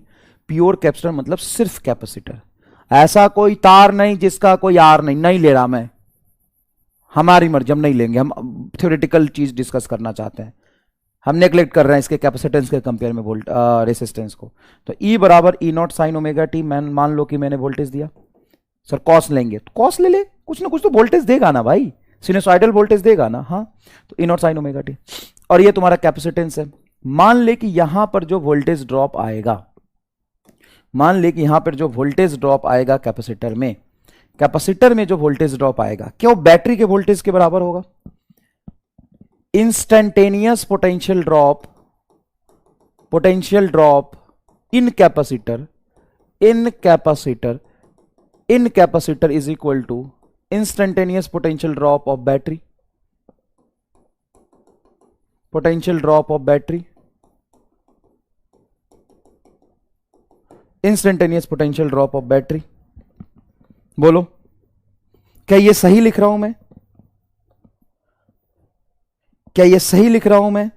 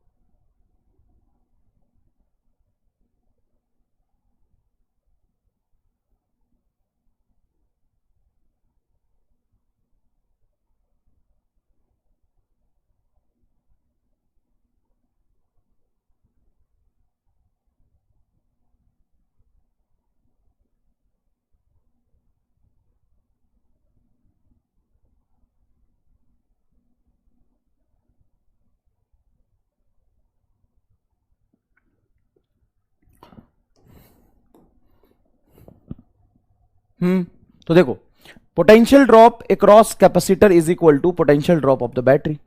Potential drop across capacitor is equal to potential drop of the battery है E naught sine omega T. Okay, अब मुझे बताओ, अगर मुझे कैपेसिटर पे पोटेंशियल ड्रॉप पता है तो मुझे कैपेसिटर पे चार्ज पता होगा, कैपेसिटर पे चार्ज पता होगा कि कैपेसिटर पे करंट पता होगा? बताओ। अगर मैं कैपेसिटर पे पोटेंशियल ड्रॉप पता कर लेता हूं तो कैपेसिटर पे मुझे करंट पता होगा कि कैपेसिटर पे मुझे चार्ज पता होगा? सर करंट नहीं पता होगा, आपको चार्ज पता होगा, Q बराबर CV होता है। तो किसी भी इंस्टेंट पे जो वहां पे चार्ज होगा वो C epsilon not into sign omega T आएगा, C epsilon not into sign omega T आएगा, ये आएगा सर। ये चार्ज हमको पता चल जाएगा, चार्ज पता चल जाएगा सर, बिल्कुल सही पकड़े हो। Q बराबर CV, Q बराबर क्या होता है? CV। Q बराबर क्या होता है? CV। C की value C epsilon naught sine omega T. हमें क्या पता चलेगा? हमें चार्ज पता चलेगा। हमें क्या पता चलेगा बेटा? हमें चार्ज पता चलेगा। भाई साहब हमें क्या पता चलेगा, हमें चार्ज पता चलेगा। हमें क्या पता चलेगा, हमें चार्ज पता चलेगा। चार्ज बराबर होगा सी बी, क्यू बराबर होगा C epsilon naught sine omega T, Q बराबर होगा C epsilon naught sine omega T. लेकिन हमारा पर्पस तो करंट पता करना है, हमारा पर्पस तो करंट पता करना है। हां, हम चार्ज पता करके क्या करेंगे? अरे इप्सिलॉन नॉट नहीं है, ई नॉट है, आई एम सॉरी। भाई साहब इतना ध्यान से पढ़ते हो, I love it, I like it, yes I like it. इतना ही ध्यान से पढ़ना बेटा। देखो हमारा पर्पस चार्ज पता करना है कि करंट पता करना है? Sir current. तो क्या करें, इसको डिफरेंशिएट कर दो। अरे यार कितना आसान था, differentiate with respect to time. ओ हो गया काम से। तो आई बराबर हो जाएगा D Q by D T, I बराबर हो जाएगा D Q by D T. यहां पे डिफरेंशिएट करोगे तो सी और ई नॉट तो कांस्टेंट है, ई नॉट बैटरी का मैक्सिमम ईएमएफ, तो सी और ई नॉट तो कांस्टेंट है। हां सर, साइन ओमेगा टी का डिफरेंशिएशन होगा cos omega T into omega. Sir समझ गया। तो करंट बराबर आएगा E naught into C omega cos omega T. थोड़ा दूर दूर लिखा है आपने, हाँ थोड़ा चमके ना, बायोलॉजी हो तुमको गैप नहीं दिखाई देता ना, इसीलिए। अच्छा एक बात बताओ, इफेक्टिवली करंट का इक्वेशन है ये, हाँ तो लेफ्ट हैंड साइड में करंट है तो राइट हैंड साइड में भी करंट आना चाहिए। अगर लेफ्ट हैंड साइड में करंट है तो राइट हैंड साइड में भी करंट आना चाहिए, हाँ कि ना, हाँ कि ना। राइट हैंड साइड में करंट है तो लेफ्ट हैंड साइड में भी करंट आना चाहिए, हाँ कि ना। क्या राइट हैंड साइड में करंट है तो लेफ्ट हैंड साइड में भी करंट आना चाहिए, हाँ कि ना।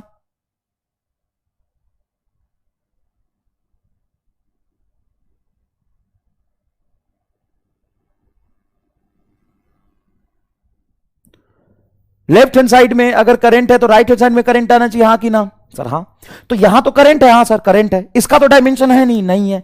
ई नॉट क्या है सर, वोल्टेज। करंट होता है वोल्टेज बाई रेसिस्टेंस।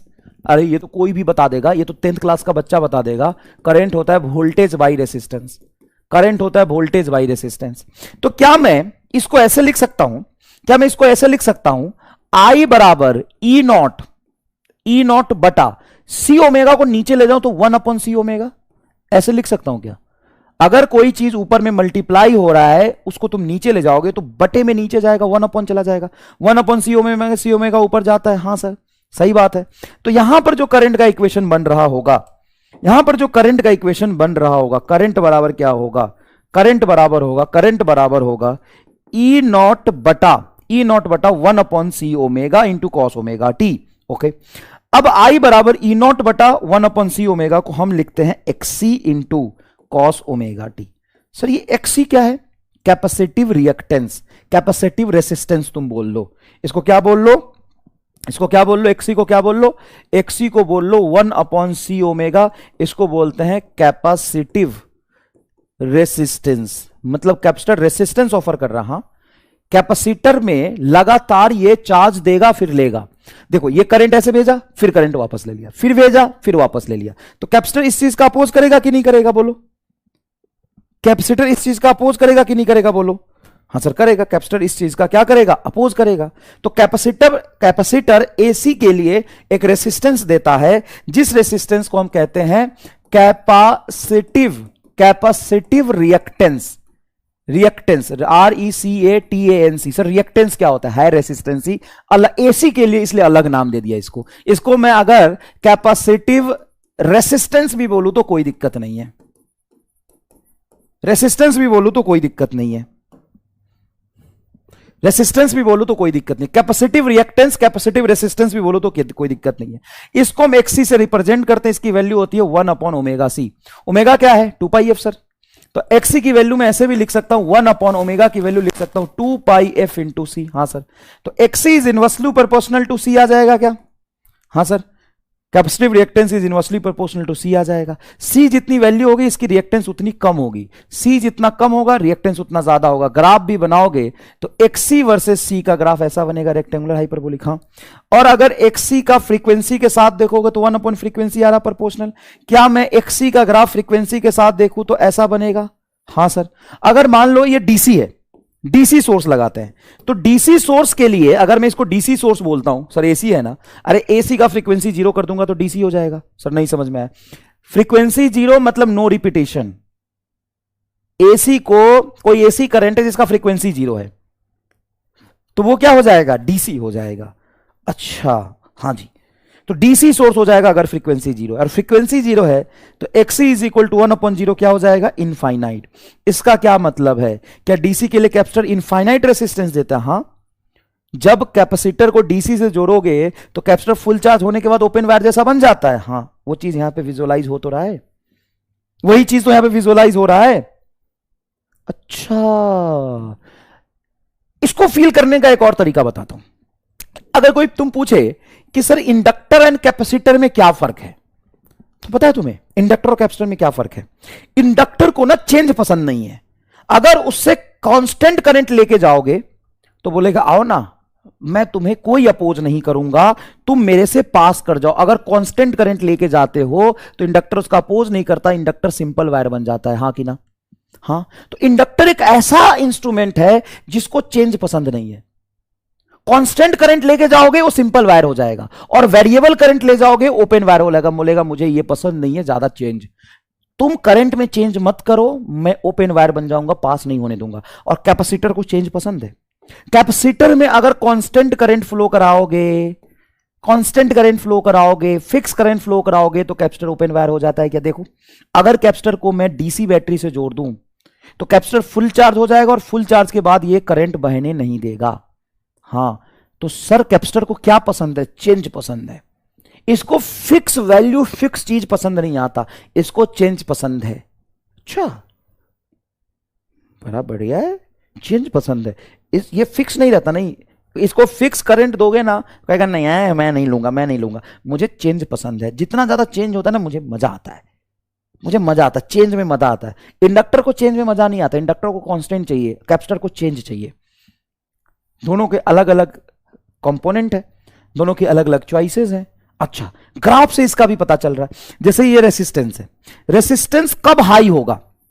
जब तुम फ्रीक्वेंसी को जीरो कर दोगे, फिक्स कर दोगे। देखो ना, फ्रीक्वेंसी जीरो है, देखो इसका रिएक्टेंस हाई है, ओपन वायर हो जाएगा।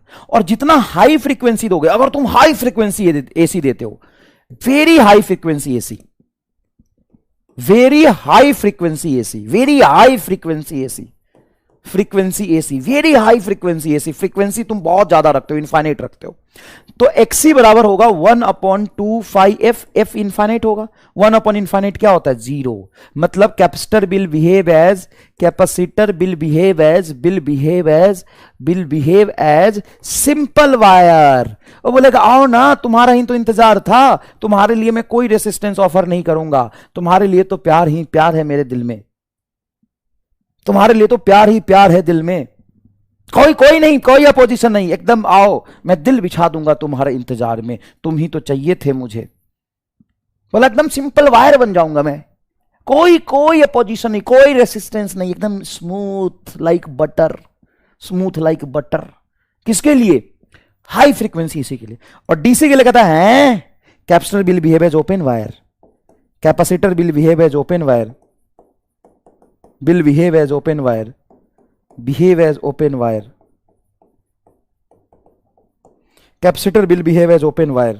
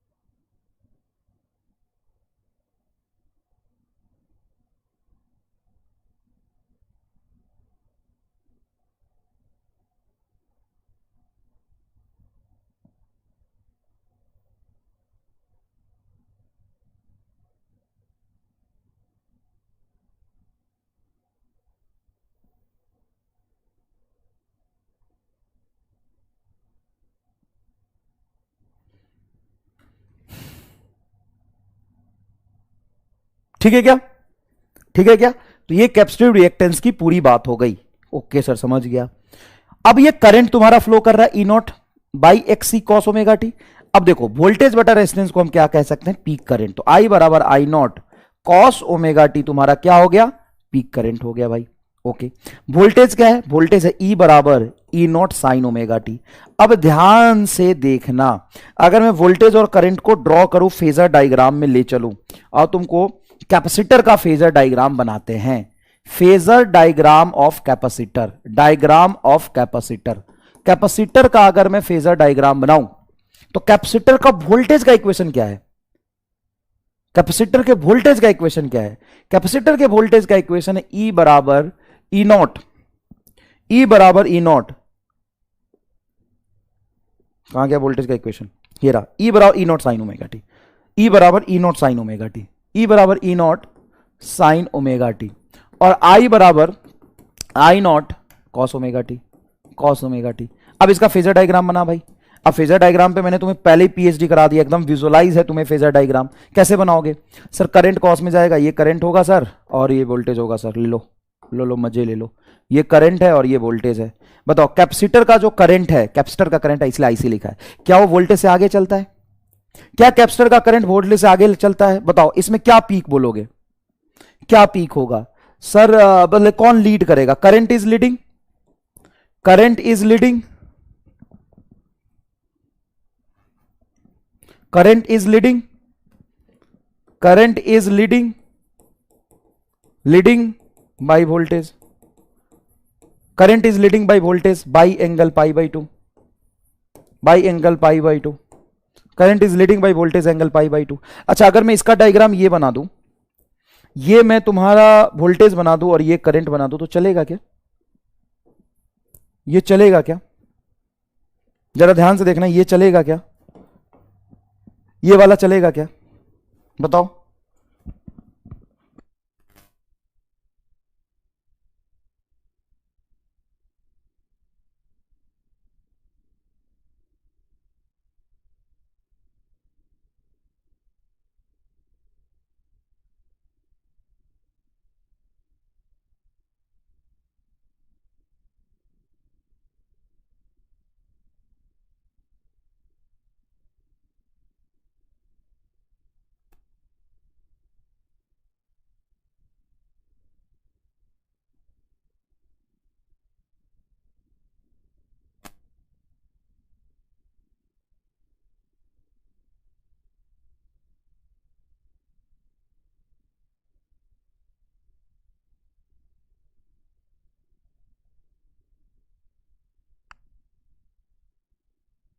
आवाज तो जा रही है?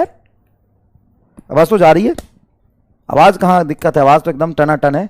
देखिए, करंट है, ये वोल्टेज है। क्या ये चलेगा? तो बहुत बच्चे कह रहे हैं नहीं चलेगा, कोई बात नहीं। क्या मैंने ये फेजर डायग्राम पढ़ाया था? मैंने यही पढ़ाया था, कुछ और पढ़ाया था? ध्यान से देख के बता दे। मैंने यही पढ़ाया था या कुछ और पढ़ाया था? ध्यान से देख के बता दे। क्या मैंने फेजर डायग्राम यही पढ़ाया था कि कुछ और पढ़ाया था? ये फेजर डायग्राम मैंने यही पढ़ाया था कि कुछ और पढ़ाया था? फेजर डायग्राम मैंने यही पढ़ाया था कि कुछ और पढ़ाया था? अरे यही पढ़ाया था कि कुछ और पढ़ाया था? यही पढ़ाया था कि कुछ और पढ़ाया था? फेजर डायग्राम यही पढ़ाया था कि कुछ और पढ़ाया था? अरे फेजर डायग्राम यही पढ़ाया था कि कुछ और पढ़ाया था? अरे यही था कि कुछ और था? यही था कि कुछ और था? यही था। अब देख ध्यान से, बोर्ड पर नजरें बिठाए रखना। जा, बोर्ड पर नजरें बिठाए रखना। अब देखना ध्यान से भाई, देखना ध्यान से। वी वी वी वी वी वी वी वी वी वी वी वी वी। क्या यही पढ़ाया था? सर पढ़ाया तो आपने कुछ और था, मैंने कहा चेंज किया। तो मैंने तुम्हें यही तो पढ़ाया था, यही तो पढ़ाया था मैंने। देख बोर्ड पे, वही तो है, ये वही तो है, वही तो है, ये वही तो है, सेम तो है। ये दोनों सेम है क्या? अरे भाई मैंने तुम्हें यही तो पढ़ाया था, देख बोर्ड पे वही तो है। ये तो अलग है। अरे वही तो देखना, वही तो पढ़ाया था तुम्हें, यही तो पढ़ाया था। देख इधर साइन इधर कॉस, हाँ दोनों में 90 डिग्री का फेस डिफरेंस होता है। तू कहां जा रहा है? तू कहां? 90 डिग्री का फेस डिफरेंस होता है, यही तो पढ़ाया था। देख सर ये था, हाँ यही तो था, देखना यही तो था। सर साइन कॉस ऊपर है, साइन कॉस। सर ये था, अरे नहीं नहीं कि ये था, नहीं ये था, ये था। मैं कोई बोर्ड पे कुछ नहीं चेंज कर रहा, यही तो था, ये था। अरे यार यही तो था। तो एक ही चीज हुआ ना भाई, इससे 90 डिग्री तुम्हें आगे चलना चाहिए कॉस। हाँ क्या तुम रेफरेंस इधर साइन मान सकते हो? सर ये रिफरेंस ही तो था, मैंने आपको बोला था साइन इधर होगा, ये किसने बोला? मैंने बोला रिफरेंस है, रिफरेंस यहां मानूंगा तो कॉस यहां होगा, कॉस यहां होगा तो ये इधर माइनस साइन होगा। ये दोनों सेम है, बस रेफरेंस अलग अलग माना है, इससे कोई फर्क नहीं पड़ता है, इससे कोई फर्क नहीं पड़ता है। रेफरेंस सेम है, इससे कोई फर्क नहीं पड़ता है, रेफरेंस सेम है, इससे कोई फर्क नहीं पड़ता है। हाँ भैया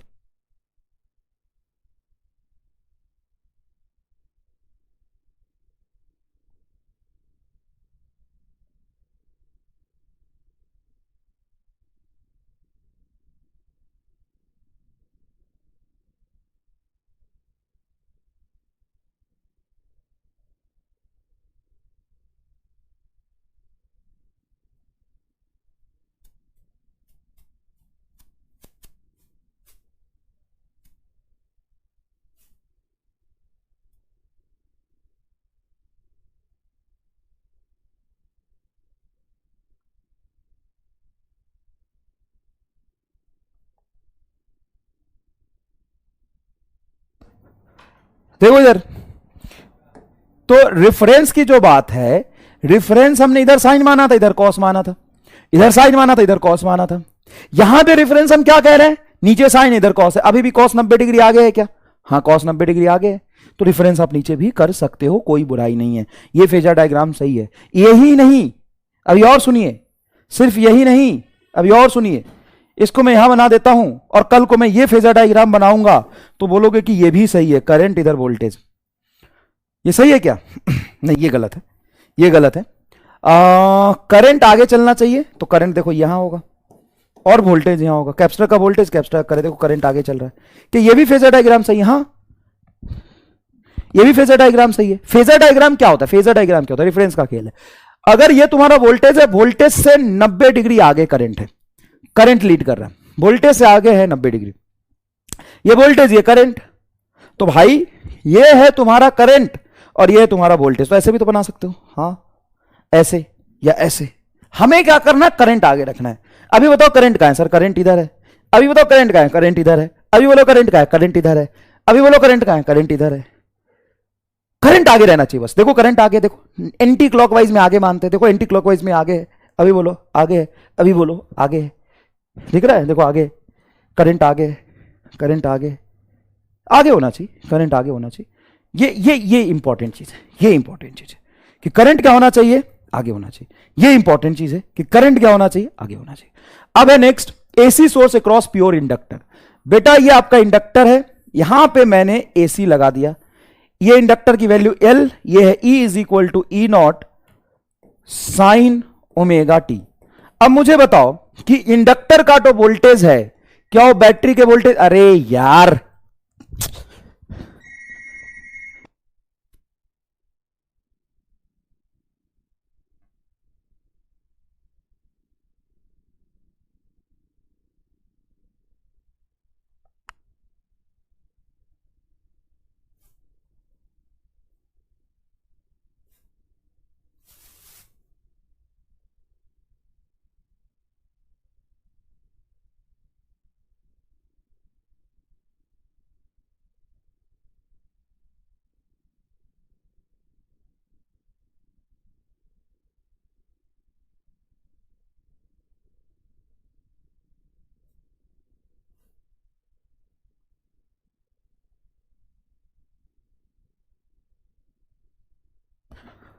बोलो, जो इंडक्टर का वोल्टेज वही बैटरी का वोल्टेज होगा। हाँ इंडक्टर का वोल्टेज VL बराबर बैटरी का वोल्टेज जो है वो है E naught sine omega T, E naught sine omega T. ये बैटरी का वोल्टेज आ गया, ये बैटरी का वोल्टेज आ गया। हाँ अब इंडक्टर के वोल्टेज को, जो इंडक्टर का वोल्टेज है यहां पे VL, उसको हम क्या लिख सकते हैं? इंडक्टर के वोल्टेज को लिख सकते हैं inductance into D I by D T. हाँ या ना? हाँ सर लिख सकते हैं, E naught sine omega T. क्या इंडक्टर का वोल्टेज आई बाई एल होता है क्या? इंडक्टर का वोल्टेज, इंडक्टर के क्रॉस में वोल्टेज होता है, इंडक्टर के क्रॉस में वोल्टेज होता है, क्या उसको हम VL कहते हैं? VL बराबर L D I by D T होता है। अरे इंडक्टर का voltage L D I by D T होता है। अरे इंडक्टर का voltage L D I by D T होता है। सप्लाई किसने किया? बैटरी ने। कितना किया? जितना करेंगे उतना इंडक्टर में जाएगा। बैटरी के वोल्टेज को L D I by D T लिखेंगे, हाँ कि ना? बैटरी के वोल्टेज को L D I by D T लिखेंगे, हाँ कि ना? बैटरी का वोल्टेज है E naught sine omega T, हाँ sir E naught sine omega T. Inductor का वोल्टेज होगा L D I by D T, हाँ कि ना? हाँ, अब बताओ ये करंट आया कि चार्ज आया? क्या आया? कुछ नहीं आया। ये करंट कहां? ये तो DI है। करंट आया क्या? नहीं। हमारा गोल क्या है? करंट चाहिए। हमारा गोल क्या है? करंट चाहिए। करंट आ गया क्या? नहीं, दिख तो नहीं रहा है करंट। कहां दिख रहा है करंट? ये करंट तो नहीं है। ये क्या है? ये DI है। करंट तो नहीं है। हमारा गोल क्या है? करंट चाहिए। हमारा गोल है, हमारा गोल है करंट, हमारा गोल है करंट, हमको करंट चाहिए। हमने रेसिस्टेंस में करंट निकाला था क्या? कैसे निकाला था? जरा एक बार देखते हैं। रेसिस्टेंस में करंट कैसे निकाला था? सर इसका वोल्टेज बराबर इसका वोल्टेज। तो इंडक्टर रेसिस्टेंस का वोल्टेज होता है E naught sine omega T. Resistance का वोल्टेज को हम बैटरी के वोल्टेज के बराबर लिखेंगे। रेसिस्टेंस का voltage E naught sine omega T, battery का voltage E naught sine omega T, resistance का वोल्टेज भी आर। रेसिस्टेंस के वोल्टेज को हम I × R लिखते हैं। तो सीधा यहां से करंट आ गया था। रेसिस्टेंस में करंट निकालना बहुत आसान था। रेसिस्टेंस में करंट निकालना बहुत आसान था। क्यों? बैटरी का वोल्टेज, रेसिस्टेंस का वोल्टेज, रेसिस्टेंस के वोल्टेज को IR कह सकते हैं। सर बहुत आसान। बैटरी का voltage E naught sine omega T, वही रेसिस्टेंस में जाएगा। E naught sine omega T बराबर IR, तो I बराबर इतना बाई R।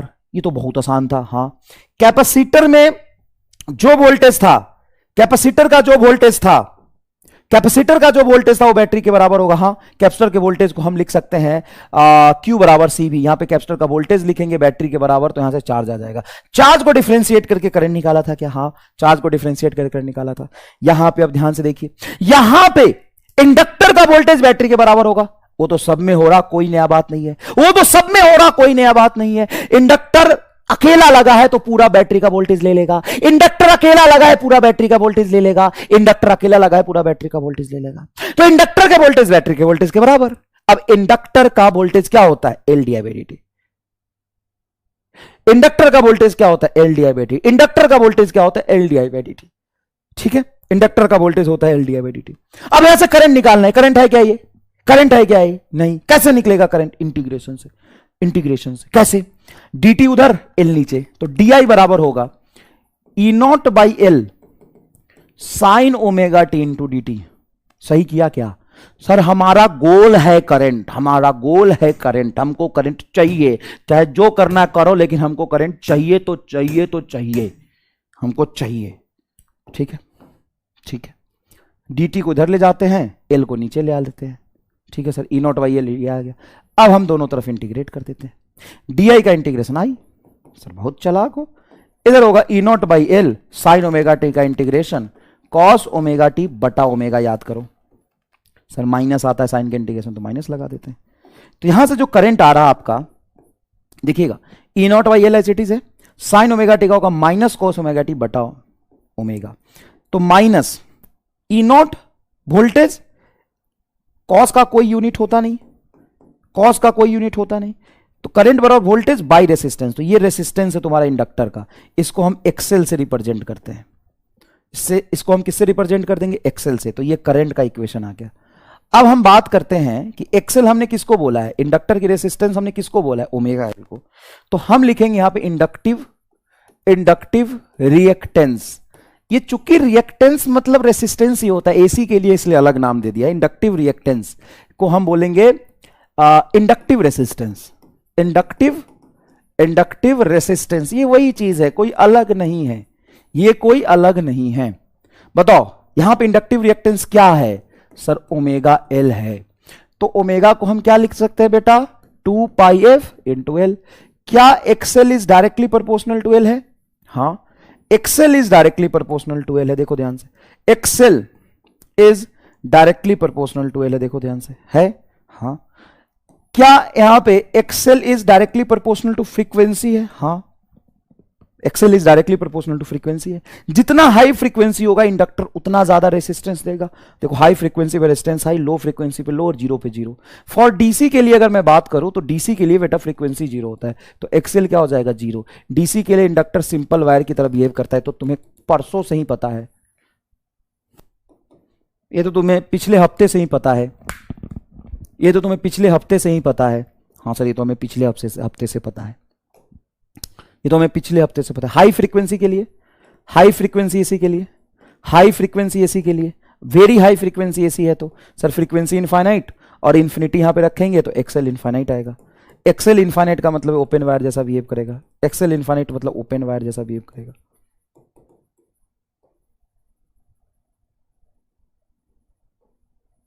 एक्सएल इनफाइनाइट मतलब ओपन वायर जैसा बिहेव करेगा।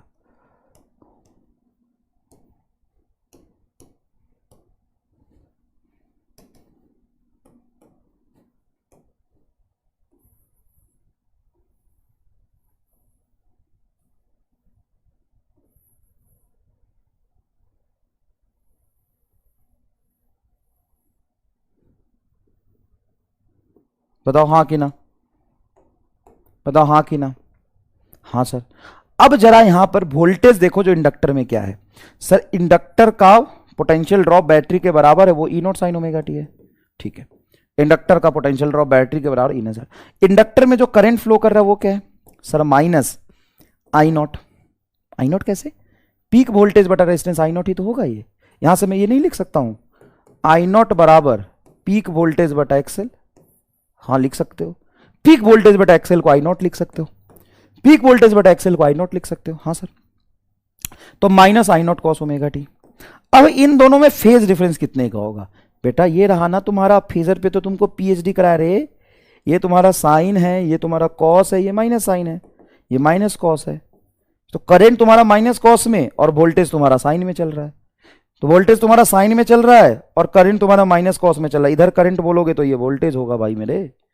कौन लीड कर रहा है sir, voltage leads, voltage leads current by pi by 2। Simple है भाई, ये वोल्टेज ये करंट, ये करा 3 पाई बाई 2। अरे भाई ऐसे ऐसे यहां पे है दोनों, 3 पाई बाई 2 कहां से आ गया रे? गंगा का जोधर है क्या तू, गंगा का जोधर है क्या? ये देख, ये एंगल लेंगे ना भाई। हाँ सर, तो यहां से एंटी क्लॉकवाइज जाएगा तो करंट फेज प्लस होगा, तो इससे एंटी क्लॉकवाइज जाएगा, इधर साइन इधर कॉस है। बता इसको तू क्या लिख सकता है, इसको तू लिख सकता है I naught sine omega T minus pi by 2। कैसे, ये तेरा साइन है, साइन से पाई बाई 2 पीछे जाएगा तभी तो माइनस कॉस मिलेगा। इसको ऐसे भी लिख सकता है। तो यहां से देख करंट क्या, वोल्टेज क्या है तेरा E naught sine omega T, current क्या है तेरा I naught sine omega T minus pi by 2, I naught sine omega T minus pi by 2, ये है तेरा करंट। अब मैं तुम्हें फेजर डायग्राम सिखाता हूं, आजा मैं तुम्हें फेजर डायग्राम दिखाता, आजा मैं तुम्हें फेजर डायग्राम दिखाता। Phasor diagram, diagram for inductor, आजा मैं तुम्हें फेजर डायग्राम दिखाता, आजा मैं तुम्हें फेजर डायग्राम दिखाता। अगर मैं इधर कॉस मानता ना ना ना ना ना, इधर मैं तुम्हारा साइन मानता तो इधर कॉस हो जाता, तो क्या तू बुरा मानता? नहीं, कंदी जैसी शक्ल लेके तू क्या बुरा मानेगा बे, बैगन जैसी शक्ल लेके।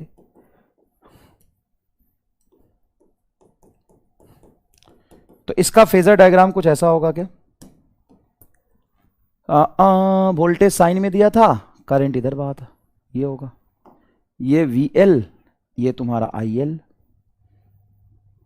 वोल्टेज लीड करेगा 90/2 से। देख इधर, मैं बुरा क्यों मानूं, तुम मुझे प्यार करो ना करो, मैं बुरा क्यों मानूं।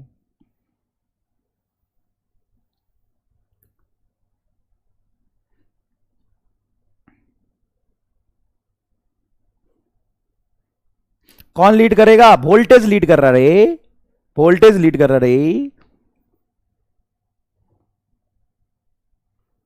अच्छा चल, तो ये भी बना, ये भी चलेगा, ये भी चलेगा, ये तुम्हारा तुम्हारा तुम्हारा तुम्हारा तुम्हारा करंट और ये तुम्हारा वोल्टेज। इंडक्टर में वोल्टेज लीड करता है 90 डिग्री से, और कैपेसिटर में करंट लीड करता है, कैपेसिटर में करंट लीड करता है। एक काम करोगे, एक काम करोगे, एक काम करोगे तुम ना, इसको आसानी से याद रखने के लिए मैं एक चीज बनाता हूं, देखना ध्यान से, आसानी से याद रखने के लिए तू ना सब में करंट का रेफरेंस इधर रख ले, आई किसी का भी हम इधर मानेंगे। सर आई साइन में भी हो सकता है, आई कॉस में भी हो सकता है, I sine omega T plus cos omega T में भी हो सकता है, आई बराबर I naught sine omega T minus five हो सकता है, आई बराबर I naught sine omega T plus five हो सकता है, cos omega T minus five हो सकता है, cos omega T plus five हो सकता है, कुछ भी हो सकता है। हाँ सर कुछ भी हो सकता है। तो एक काम करना, जो भी करंट होगा तू इसको इधर मान ले ऐसे, और तू अगर रेसिस्टेंस का फेजर डायग्राम बनाएगा तो तू जानता है कि जिधर करंट होता है उधर ही रेसिस्टेंस में पोटेंशियल ड्रॉप होता है। करंट में पोटेंशियल ड्रॉप और करंट से बहने वाला रेसिस्टेंस का पोटेंशियल ड्रॉप और रेसिस्टेंस से बहने वाला करंट सेम फेज में होता है। ये तूने बताया है for pure resistance, pure resistance. हाँ, अगर तू कैपेसिटर के लिए बोलेगा तो कैपेसिटर का करंट इधर, तो कैपेसिटर का वोल्टेज नीचे। याद रख ले, कैपेसिटर नीचे होता है उसका वोल्टेज, ये 90 डिग्री नीचे आएगा कैपेसिटर का वोल्टेज, करंट आगे होता है। ये प्योर कैपेसिटर हो गया, प्योर कैपेसिटर हो गया। और मैं कह रहा हूं कि भाई करंट का इक्वेशन साइन में भी आ सकता है, कॉस में भी आ सकता है। ये जो तूने सॉल्व किया है, सब में तूने बैटरी का पोटेंशियल क्या लिया था? सब में तूने बैटरी का पोटेंशियल क्या लिया था? E naught sine omega T. Battery का पोटेंशियल कॉस ओमेगा टी भी तो ले सकते हो। बैटरी का पोटेंशियल कॉस ओमेगा टी भी तो ले सकते हो। हाँ सर, बैटरी का पोटेंशियल कॉस ओमेगा टी भी आ सकता है, वो तो डिपेंड करता है उसके अकॉर्डिंग कॉस साइन करंट बनेगा, जो बैटरी का पोटेंशियल होगा उसके अकॉर्डिंग करंट बनेगा। हाँ सर, ये बात तो हम मानते हैं। तो मैं तुम्हें एक तरीका बता रहा हूं, फेजर डायग्राम हमेशा याद रहेगा तुम्हें। फेजर डायग्राम तुमको हमेशा याद रहेगा। कैसे? तो करंट का रेफरेंस इधर मान ले मेरे कहने से, साइन का रेफरेंस जैसे फेजर डायग्राम के लिए माना था ना कि साइन चलो इधर होता है, साइन इधर भी हो सकता है, इधर भी हो सकता है। ये एक्स एक्सिस है कि वाई एक्सिस है? बताइए कौन सा एक्सिस है? तो जनरली हम मान लेते कि एक्स एक्सिस है, लेकिन कहने को मैं इसको वाई बोलूंगा तो तू रोक लेगा मुझे, मैं इसको एक्स बोलूंगा, इसको वाई बोलूंगा तो रोक लेगा मुझे। बता, है तेरी औकात? तू रोक लेगा? रोक के दिखा, रोक लेगा तू? बता, रोक लेगा? बता, तू रोक लेगा? मैं इसको बोलूंगा एक्स एक्सिस, इसको बोलूंगा वाई एक्सिस, रोक लेगा तू? हो सकता है, मेरी मर्जी। उसी तरीके से मैं एक सेकंड के लिए तुम्हें बोलूं कि बेटा इस एक्सिस को तू ना आज से एक्स एक्सिस मान लो, इस एक्सिस को तू एक्स एक्सिस मान लो, इसको तू एक्स एक्सिस मान लो, ये वाई एक्सिस है, ये एक्स एक्सिस, इसको तू एक्स एक्सिस मान लो। ठीक है, सॉरी, इसको तू करंट मान लो। क्या मान लो? करंट मान लो। तो जिधर करंट उधर ही वोल्टेज होगा रेसिस्टेंस में, जिधर करंट उससे वोल्टेज पीछे चलेगा कैपेसिटर में, और जिधर करंट उससे वोल्टेज आगे चलेगा इंडक्टर में। ये प्योर इंडक्टर की बात हो गई, प्योर इंडक्टर। तो तू ऐसे कर लो, ऐसे याद रख लो, एल ऊपर, एल का वोल्टेज ऊपर, सी का वोल्टेज नीचे, करंट इधर। अब तुम्हें कोई बोले रेसिस्टेंस बनो, ये रहा, क्योंकि रेसिस्टेंस में जिधर करंट उधर वोल्टेज। कोई बोले रेसिस्टेंस बनो तो जिधर करंट उधर वोल्टेज। कोई बोले कैपेसिटर बनो, इधर करंट इधर वोल्टेज, कैपेसिटर का वोल्टेज नीचे। कोई बोले इंडक्टर बनो, ये इंडक्टर, चलो सब लोग खड़े हो जाओ, ये इंडक्टर है। कैसे? करंट मैंने इधर मानने को बोल दिया, इंडक्टर में वोल्टेज आगे चलता है। अब तू भूल के दिखा, इंडक्टर में वोल्टेज आगे करंट पीछे। कैपेसिटर, कैपेसिटर का करंट ये, कैपेसिटर का वोल्टेज ये। रेसिस्टेंस, ये रेसिस्टेंस है, यहां ये भी रेसिस्टेंस है, ये भी रेसिस्टेंस है, ये भी रेसिस्टेंस है, ये भी रेसिस्टेंस है। रेसिस्टेंस में करंट वोल्टेज सेम होगा। ये रेसिस्टेंस है, ये रेसिस्टेंस है, ये रेसिस्टेंस है, ये भी रेसिस्टेंस है। रेसिस्टेंस में current and voltage same phase में होता है, रेसिस्टेंस में current and voltage same phase में होता है।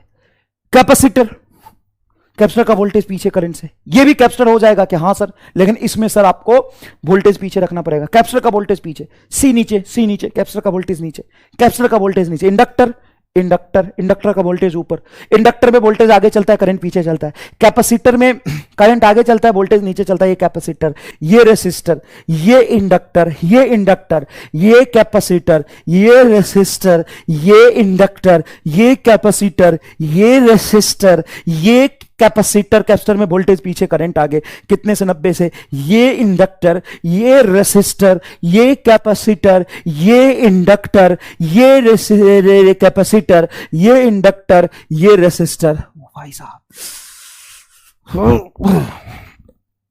हाँ कि ना? हाँ कि ना?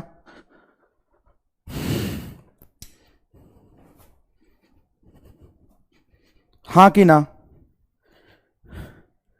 बोलो बोलो बोलो।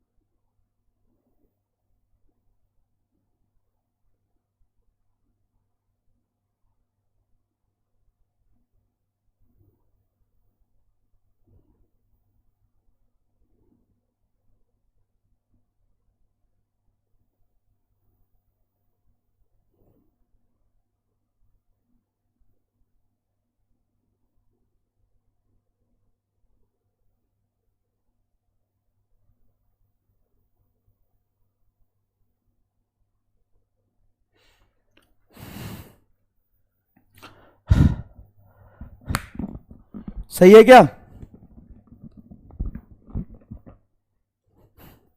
सही है क्या? सही है क्या?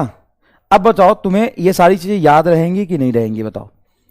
अब ये अगर कोई सवाल आता है और तुम एसी चैप्टर करोगे ना, नीट में भी कई बार, नीट में मैं 10 सालों में से अगर मैं बोलूं कि 15 सवाल एसी से आया है, उसमें से 3-4 सवाल इस टॉपिक से है कि फेज में कौन आगे चलता है कौन पीछे चलता है, फेज में कौन आगे चलता है कौन पीछे चलता है, ये हमेशा पूछते हैं।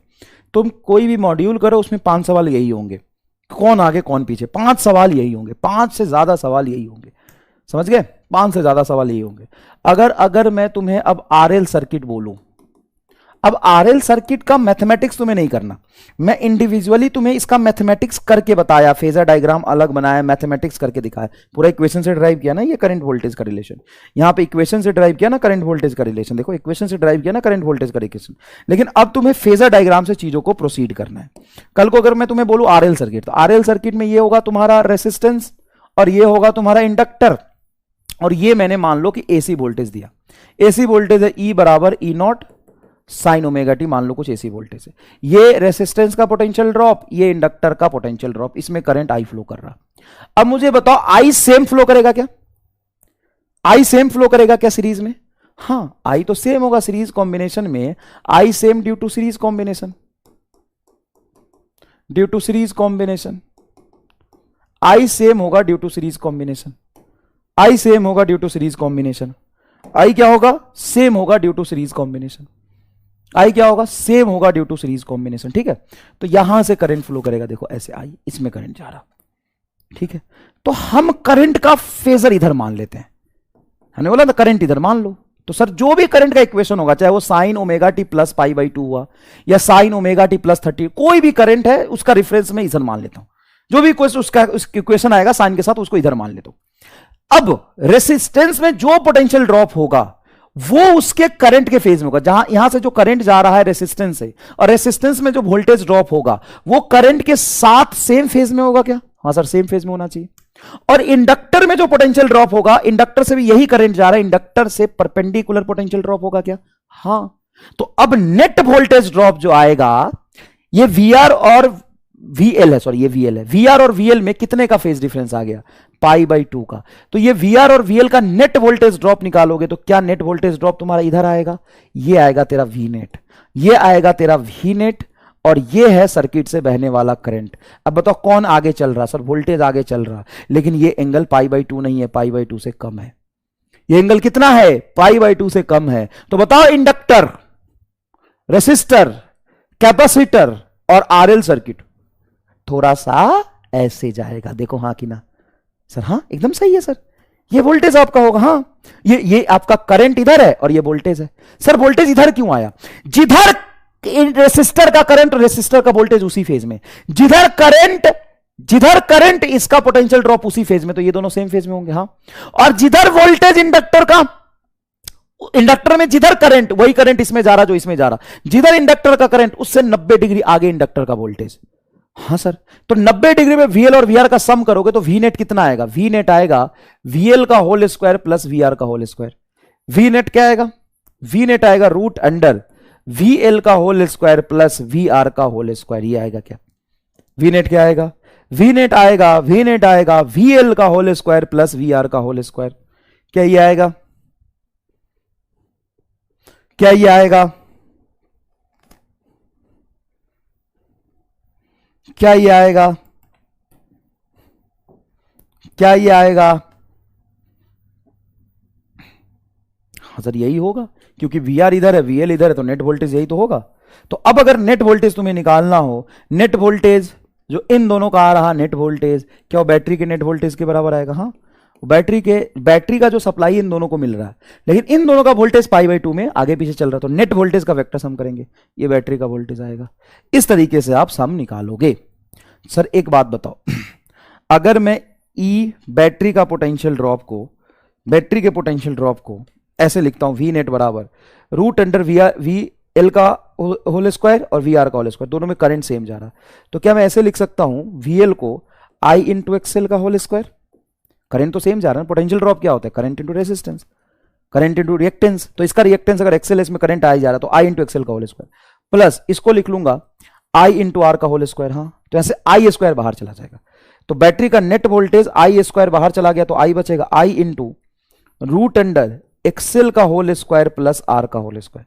अब इसको नीचे बोल दो, तो बैटरी का नेट वोल्टेज बटा करंट, क्या ये नेट इंपीडेंस आ जाएगा?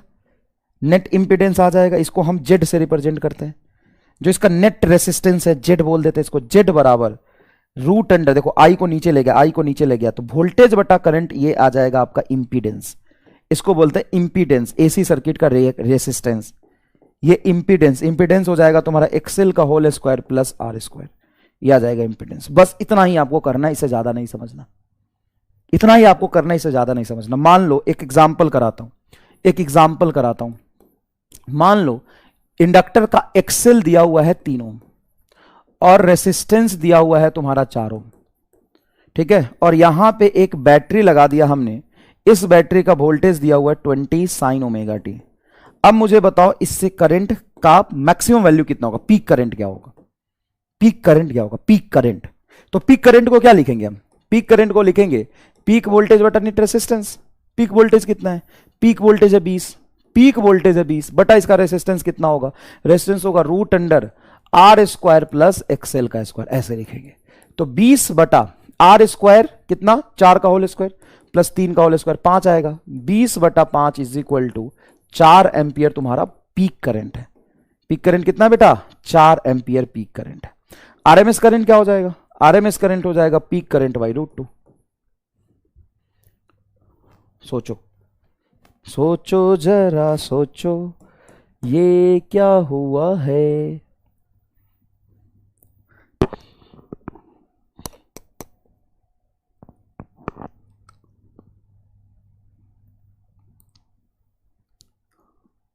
क्लियर?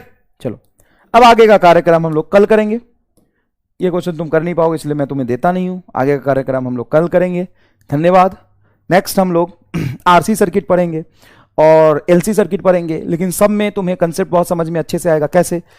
चलो सब लोग खड़े हो जाइए, बाय बाय नहीं करिए, सब लोग खड़े हो जाइए। कमेंट एकदम ऑफ हो जाना चाहिए, कमेंट एकदम ऑफ हो जाना चाहिए। सब लोग ऐसे खड़े हो जाइए सावधान की मुद्रा में, और बहुत बनिए, रेसिस्टेंस बन के दिखाइए। जिधर रेसिस्टेंस का करंट उधर रेसिस्टेंस का वोल्टेज। इंडक्टर बन के दिखाइए, जिधर इंडक्टर का करंट उससे 90 डिग्री आगे इंडक्टर का वोल्टेज। कैपेसिटर बन के दिखाइए, ये कैपेसिटर हो जाएगा। आरएल बनिए, आर एल ऐसे आरएल। आरसी बनिए, आरसी ऐसे आरसी। एलसी बनिए, तो एल का वोल्टेज ऊपर, सी का वोल्टेज नीचे, तो इधर ही वोल्टेज रहेगा। अगर ये डोमिनेटिंग है तो इस लाइन में, नहीं तो ये डोमिनेटिंग है तो इस लाइन में, ऐसे ही रहेगा।